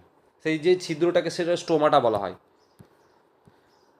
তারপরে নিচের কোন প্রাণীটি কর্কটগম পদ্ধতিতে বংশবৃদ্ধি করে এবং পুনরুৎপাদনও করতে পারে? তো এটা আমাদের হাইড্রা। এই হাইড্রা এমন একটা প্রাণী যে কি বলছে দেখো না, হাইড্রা তার শরীরের বাইরে একটি উপবৃদ্ধি বা বাট তৈরি করে, বংশবৃদ্ধি করে, এবং দেহের কোনো অংশ কেটে গেলে তা থেকে আবার পূর্ণাঙ্গ প্রাণী তৈরি হতে পারে। হাইড্রা এমন একটা জিনিস, সাপোজ একটা হাইড্রা, ওকে কেটে নিলে না, সাপোজ ওকে কেটে বাদ দিয়ে দিলে ও আবার আরেকটা হাইড্রা তৈরি হয়ে যাবে, নতুন একটা হাইড্রা তৈরি হয়ে যাবে। বিরাট বিষয়। আমাদেরকে যদি কেটে দিত, আবার যদি একটা নতুন মানুষ তৈরি হয়ে যেত, তাহলে খুব ভালোই হতো। তাহলে আর পৃথিবীতে কি অবস্থা হতো, একই তো বাড়ি ঘর থাকার কোনো অবস্থা। যাই হোক, মানুষের শুক্রাণু এবং ডিম্বাণুর মিলন কোথায় হয়? স্যার ম্যালপেজিয়াম নালিকার মধ্যে হয়ে থাকে। তো এটা সঠিক উত্তর স্যার ম্যালপেজিয়াম, এক্সট্রিমলি মানে ফ্যালোপিয়ান টিউবের মধ্যে। ফ্যালোপিয়ান টিউবের মধ্যে নিষেকের এই প্রক্রিয়াটা, এটা তোমাকে বোঝাচ্ছি। সাপোজ ধরো এটা হচ্ছে একটা মহিলার গর্ভবতী মায়ের, ধরে নাও এটা একটা গর্ভাশয় বা পেট যেটাকে বলি। তো এটার মধ্যে একটা এদিকে থাকে একটা ফ্যালোপিয়ান টিউব, এদিকে থাকে স্যার একটা হচ্ছে ফ্যালোপিয়ান টিউব। মেয়েদের এই ফ্যালোপিয়ান টিউবের মধ্যে স্যার ওদের কিন্তু স্যার কী থাকে যে আহ, যেটা ডিম্বাশয়, ডিম্বাশয়গুলো মেয়েদের অলরেডি ফ্যালোপিয়ান টিউবের মধ্যে থাকে। এবার ছেলেদের যখন শুক্রাশয় যখন এই মানে ইয়ের মধ্যে দিয়ে গর্ভাশয়ের মধ্যে দিয়ে যখন যায়, তখন এদিকেও কিছু শুক্রাশয় যায়, এদিকেও কিছু শুক্রাশয় যায়, দুই দিকে যায়। দুই দিকে যখন এই শুক্রাশয় যায়, গিয়ে এই ফ্যালোপিয়ান টিউবের মধ্যে কিন্তু এরা একে অপরে মিলিত হয়ে যায়। মিলিত হয়ে যাওয়ার পর তারপর কিন্তু কি হয়, একটা সন্তানের উৎপত্তি হয়। এই সন্তানটা যখন এই ফ্যালোপিয়ান টিউবের মধ্যে যখন নিষেকটা হচ্ছে, এই নিষেকটা তখন আবার কি আসে, এই গর্ভাশয়ের মধ্যে আসে, তখন গর্ভাশয়ে ধীরে ধীরে ধীরে ধীরে সন্তানটা ডেভেলপ হয়। তো এইটুকুই বাস, তুমি শুধু জেনে রেখো, এর থেকে বেশি ডিটেলস জানার দরকার নেই। মানবদেহে মোট হাড়ের সংখ্যা কত? 206খানা আমাদের হাড় রয়েছে, 206খানা। আমাদের মুখ মুখ আমাদের মুখে স্যার 14টা হাড় থাকে। আসে প্রশ্ন, হাসে। আমাদের মুখে কটা হাড় থেকে? 14টা। আর টোটাল মানুষের শরীরে হাড় কত স্যার? আমাদের 206টা। এগুলো হচ্ছে প্রাপ্তবয়স্ক মানুষের, ওকে।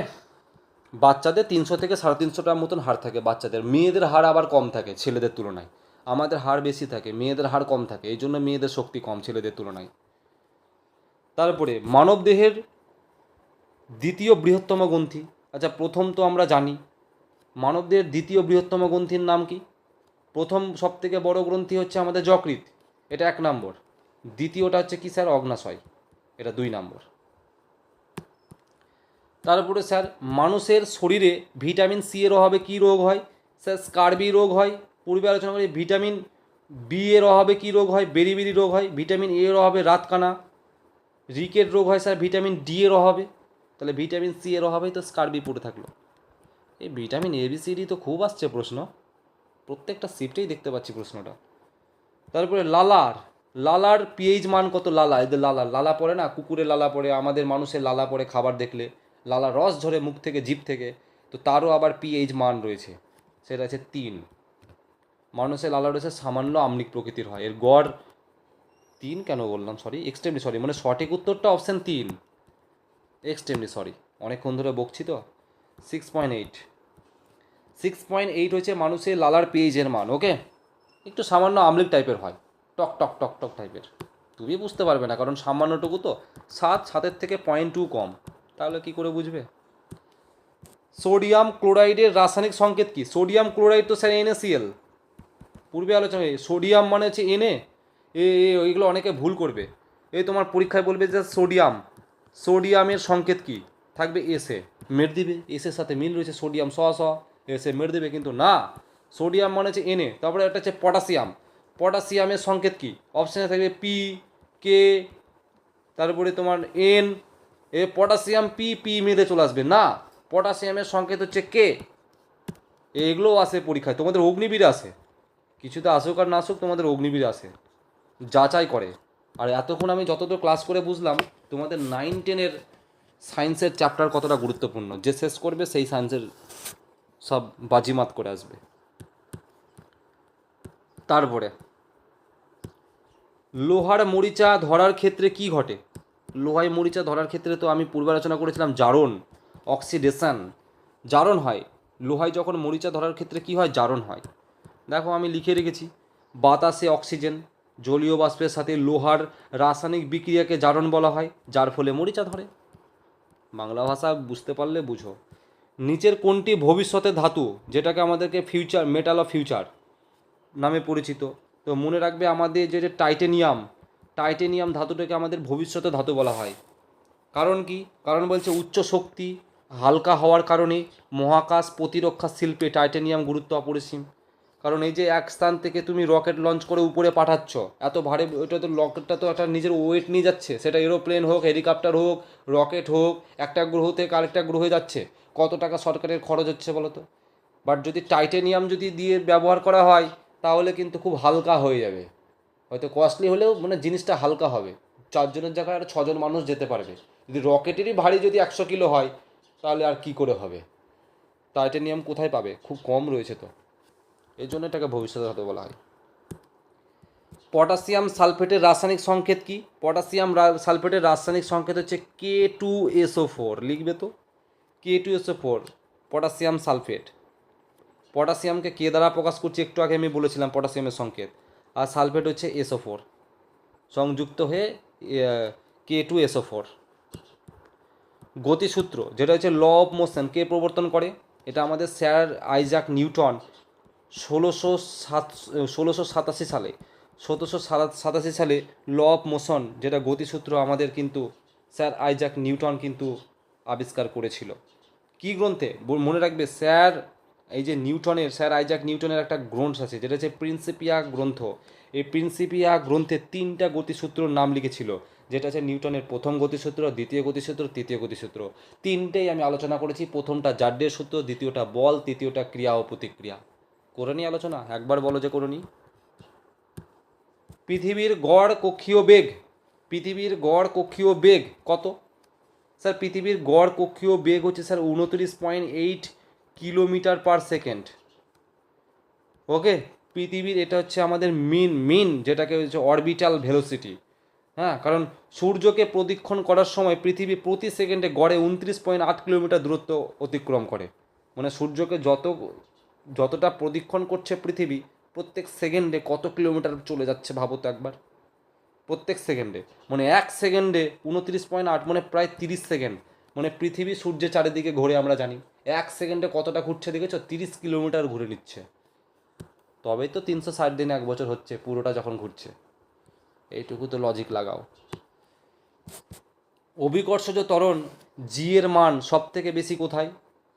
এই যে অভিকর্ষজ মান, অভিকর্ষজ জি, এই যে অভিকর্ষজ ত্বরণ জি এর সব থেকে বেশি কোথায়? স্যার মেরু অঞ্চলে সব থেকে বেশি। পৃথিবীর কেন্দ্রে স্যার 0, অভিকর্ষণ ত্বরণের মানই নেই, শূন্য। পৃথিবীর কেন্দ্রে শূন্য হয়, আসবে পরীক্ষায় আসতেই পারে যে পৃথিবীর কেন্দ্রে অভিকর্ষজ ত্বরণের মান কত? শূন্য। আর মেরু অঞ্চলে সর্বাধিক, মেরু অঞ্চলে সর্বাধিক। তারপরের প্রশ্ন আর 20টা মতন আছে হয়তো। চলো তারপরে তার প্রশ্নটা দেখে নিব। নিচের কোন রাশির এসআই একক হলো নিউটন? এ তো পূর্বেই আলোচনা করেছি। নিউটন কার একক? বলের এসআই একক। বিজ্ঞানী নিউটনের নাম অনুসারেই কিন্তু নিউটন রাখা হয়েছে। ভালো লেগেছে ওর নাম, ওর নিজের একক রাখতেই পারে। তোমার নাম রাহুল, তোমার এসআই ইউনিট তুমি রাহুল রাখতেই পারো। তুমি আবিষ্কার করছো, যে আবিষ্কার করে সে তার নিজের নাম অনুসারেই রাখে সব কিছু। তারপরে মানুষের মুখমণ্ডলে কয়টি হাড় থাকে? 14টা। দেখেছো প্রশ্ন আমি পূর্বে আলোচনা করেছি। আমি কিন্তু এই প্রিভিয়াস ইয়ারের প্রশ্নগুলো দেখিনি, আমি কিন্তু না দেখে ক্লাস করাচ্ছি।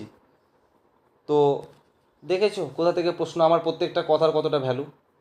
যে কথাগুলো বলছি যারা এক্সট্রা নোট করছো না, এর ফল কিন্তু পরীক্ষায় বুঝতে পারবে। তোমরা ভাবছো যে এই পরীক্ষায় যেই প্রশ্নগুলো আছে সেগুলোই আসবে, যেগুলো এক্সট্রা ইনফরমেশন দিচ্ছি সেগুলোই আসবে। সেগুলো প্লাস এগুলো সব কটাকে বাজিমাত করবে যদি ভালো করে লিখে নাও। উদ্ভিদ জল কিসের মাধ্যমে পরিবাহিত করে? উদ্ভিদ জল জাইলেম, মুরগির জয়ে জাইলেমেও কথা রয়েছে, আবার জলেও কথা রয়েছে। জাইলেম জল। উদ্ভিদের জল কিসের মাধ্যমে যায়? জাইলেম ক্লয়ের মধ্যে যায়। স্যার ফ্লোয়েমের কী কাজ? খাদ্য নিয়ে যাওয়ার কাজ। এই যে খাদ্য, পাতায় যে খাদ্য তৈরি হয়, এই যে উদ্ভিদের গোটা শরীরে খাদ্যটাকে কে নিয়ে যায়? ফ্লোয়েম নিয়ে যায়। তাহলে স্যার জাইলেম এসছে, তাহলে কি ফ্লোয়েম আসবে না? জাইলেম এসছে, এবার পরের বার ফ্লোয়েম আসবে। তাহলে তো ফ্লোয়েম তো স্যার এখানে প্রশ্ন নেই। আসবে তো তোমাদের, এবার নোট করবে না, সেটা তোমার পার্সোনাল বিষয়।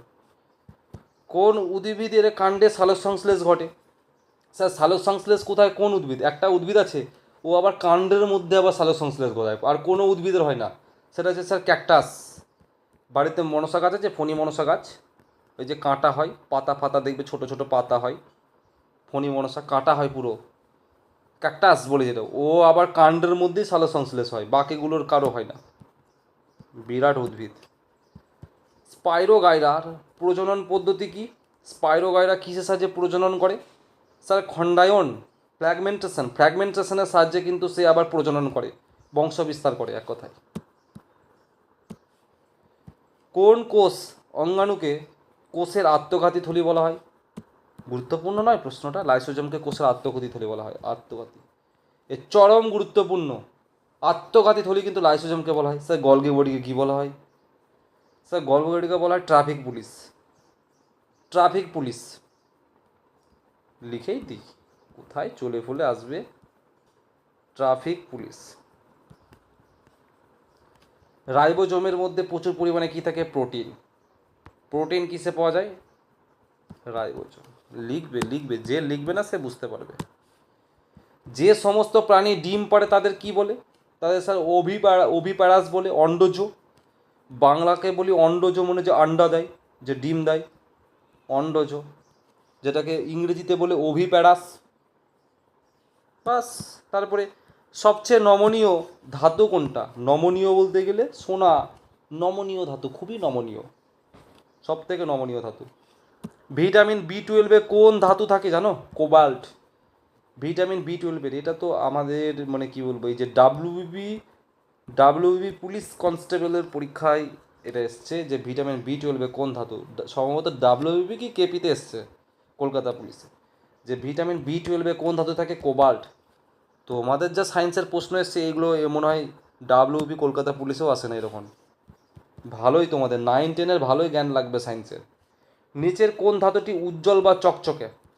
আয়োডিন। দেখো আয়োডিনের দিন কথা রয়েছে, দিনে তো সব কিছু আমরা চকচকে দেখি, এটা টিক্স বললাম স্যার। আয়োডিন মনে রাখবে, চকচক করে। তারপরে একটি একটি অণুর মধ্যে পরমাণুগুলো কিসের মাধ্যমে একত্রে যুক্ত থাকে জানো? একটা অণু, এই অণুর মধ্যে যত পরমাণু রয়েছে না, সে পরমাণু একটা সিস্টেমের মাধ্যমে যুক্ত থাকে, সেই সিস্টেমটাকে কি বলে? বা একটা মিডিয়ামের মাধ্যমে যুক্ত থাকে, সেই মিডিয়ামটাকে কি বলে? সেটাকে বলা হয় ইন্ট্রাম লিকিউমার ফোর্স। চরম ইংরেজি তোমাদের কত পড়তে হবে, এটা বাংলা আসবে। আন্ত আণবিক বল। আন্ত আণবিক বল, option 2 is the right answer. বাংলায় থাকবে আন্ত আণবিক বল। শুনেছ কোনো দিনও? শোনোনি, এবার শুনবে। মুখস্থ করলে, আজকে মুখস্থ করবে ধরে নাও, তারপরে তো তুমি শুনে ফেলবে। শোনোনি, তুমি শুনবে এবার।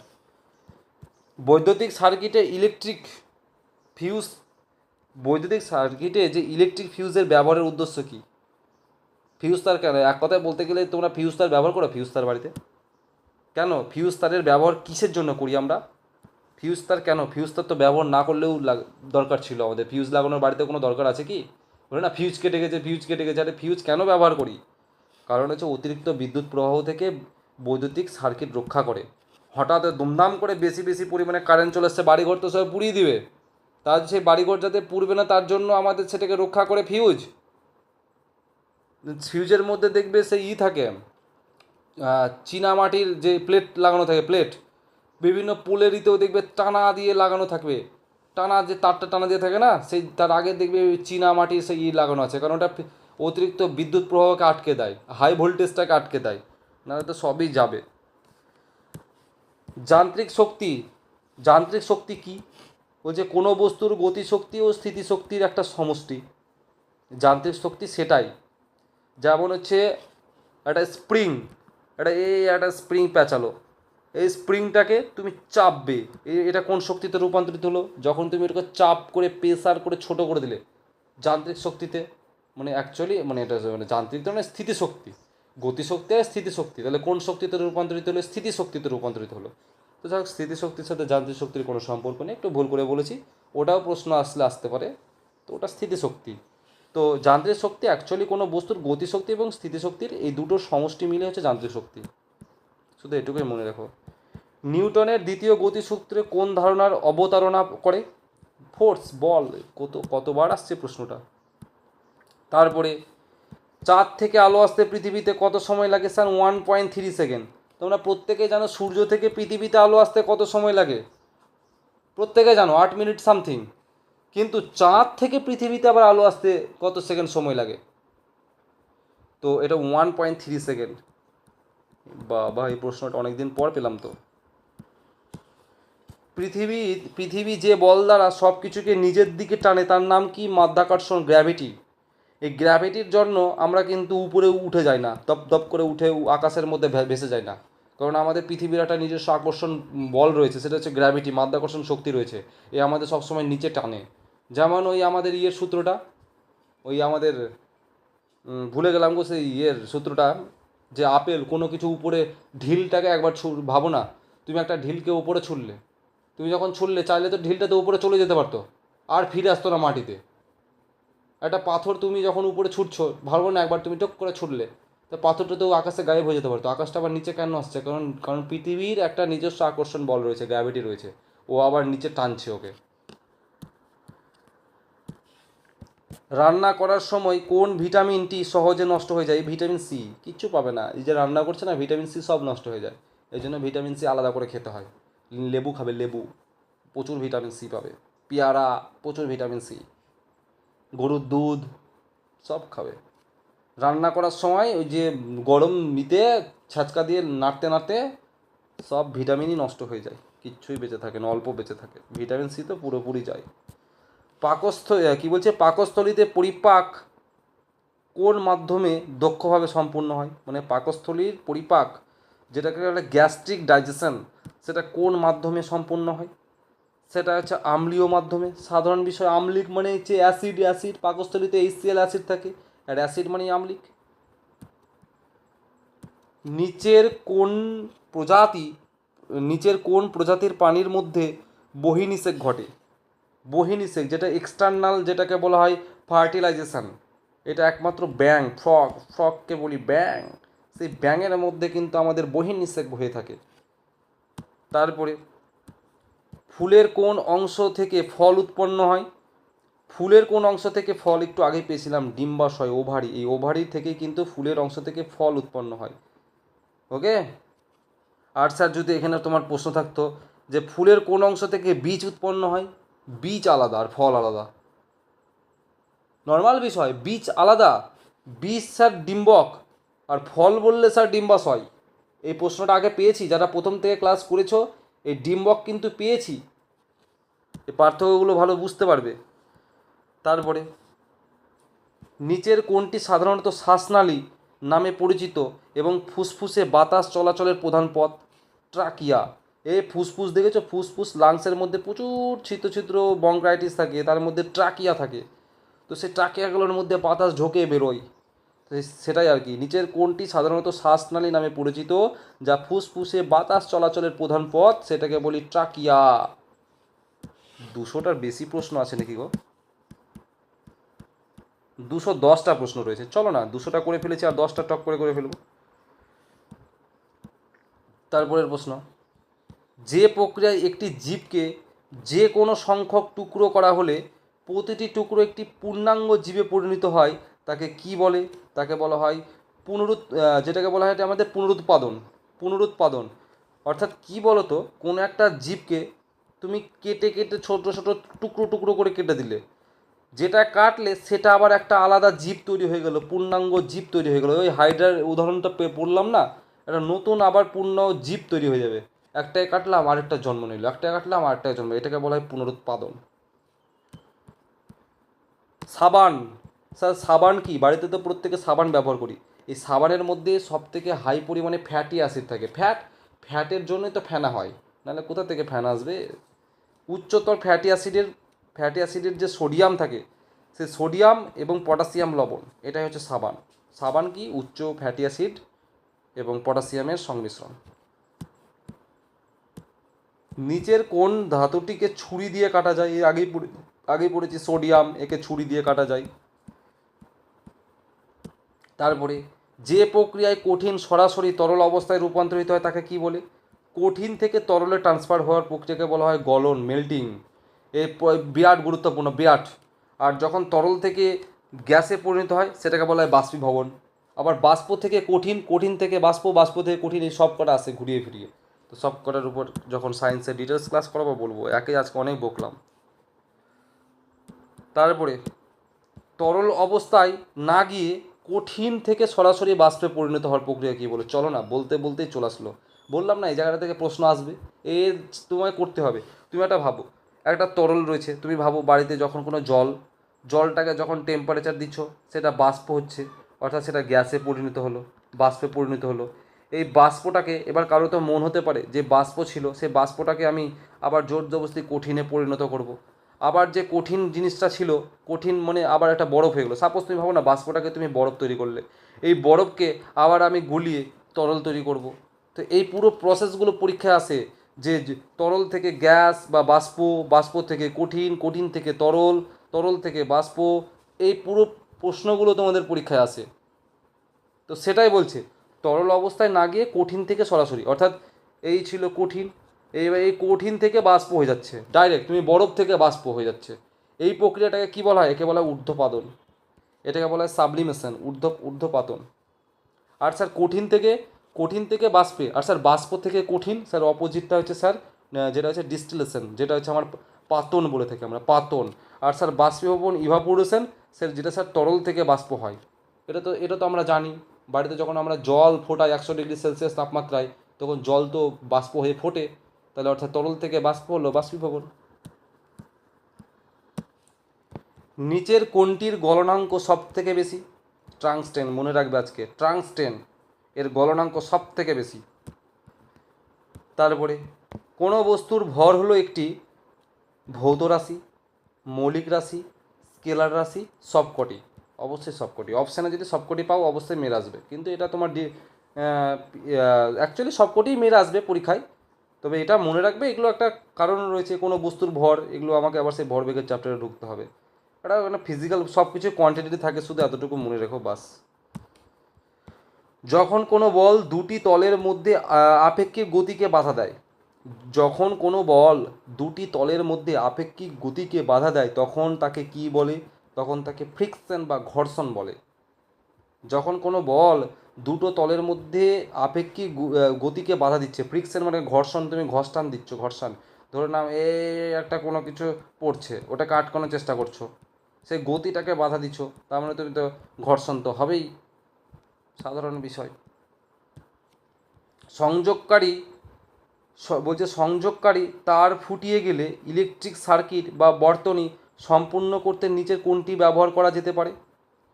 বুঝলাম না, সংযোগকারী তার ফুরিয়ে গেলে, আচ্ছা আচ্ছা আচ্ছা, সংযোগকারী অর্থাৎ যেই তারটা আমার লাগবে, ধরে নাও তোমার এক জায়গা থেকে আরেক জায়গায় তুমি তার নিয়ে যাবে, তার ফুরিয়ে গেলে, যা এবার তার তো ফুরিয়ে গেছে, এখানে কিন্তু বর্তনীর কথা বলেছে, এখানে ইলেকট্রিক সার্কিট বা বর্তনীতে, এবার সেটাকে যদি সম্পূর্ণ করতে যাই তখন আমি কি করব? আমার কাছে তো এক্সট্রা তার নাই, তার ফুরিয়ে গেছে, তখন সেটাকে বলবো ব্লেড। তখন সেটা সম্পূর্ণ করার জন্য ব্লেডের প্রয়োজন। ব্লেড কিন্তু আমাদের, হ্যাঁ ব্লেড বলতে ওই ব্লেডই, যে ব্লেডে দাড়ি গোপ কাটি, ওই ব্লেডেরই কথা বলছে। ও কিন্তু বিরাট ইলেকট্রিক নিয়ে যেতে কাজ করে, দেখে মনে হয় ব্লেড, একবার কারেন্ট নিয়ে যাও শর্ট খাবে এরকম। ত্বরণ, ত্বরণ হলো কি ড্যাশের পরিবর্তন, ত্বরণ হচ্ছে বেগের পরিবর্তন। তুমি যখন একটা জায়গা থেকে আরেকটা জায়গায় যাও, সাপোজ এটাই শেষ প্রশ্ন, বুঝে নাও, কাজে লেগে যাবে। ত্বরণ, তুমি বাড়ি থেকে স্কুলে যাবে স্যার, যাব, তুমি স্যার স্কুলে কি বাড়ি থেকে যখন যাও সাইকেলে যাও কি বাইকে যাও, আমার দেখে লাভ নেই, সাইকেলে যাও, ধরো সাইকেলকে একই রকমভাবে চালিয়ে যাও, কখনো জোরে চালাও কখনো আস্তে চালাও, কখনো রাস্তা খারাপের জন্য সাইকেল স্লো করতে হয়, কখনো জোরে চালাতে হয়, অর্থাৎ বেগের পরিবর্তন হয়, স্যার একই বেগে তো যাও না, কখনো স্লো যায় কখনো ফাস্ট যায়, সেটাই বলছে ত্বরণ হলো কি বেগের পরিবর্তনের হার। চলো এই পর্যন্তই, 210টা কমপ্লিট হলো, আবার পরবর্তী ম্যারাথন ক্লাস আসবে, এই সবগুলো করে নেবে, বাস বাজিমত করে আসবে।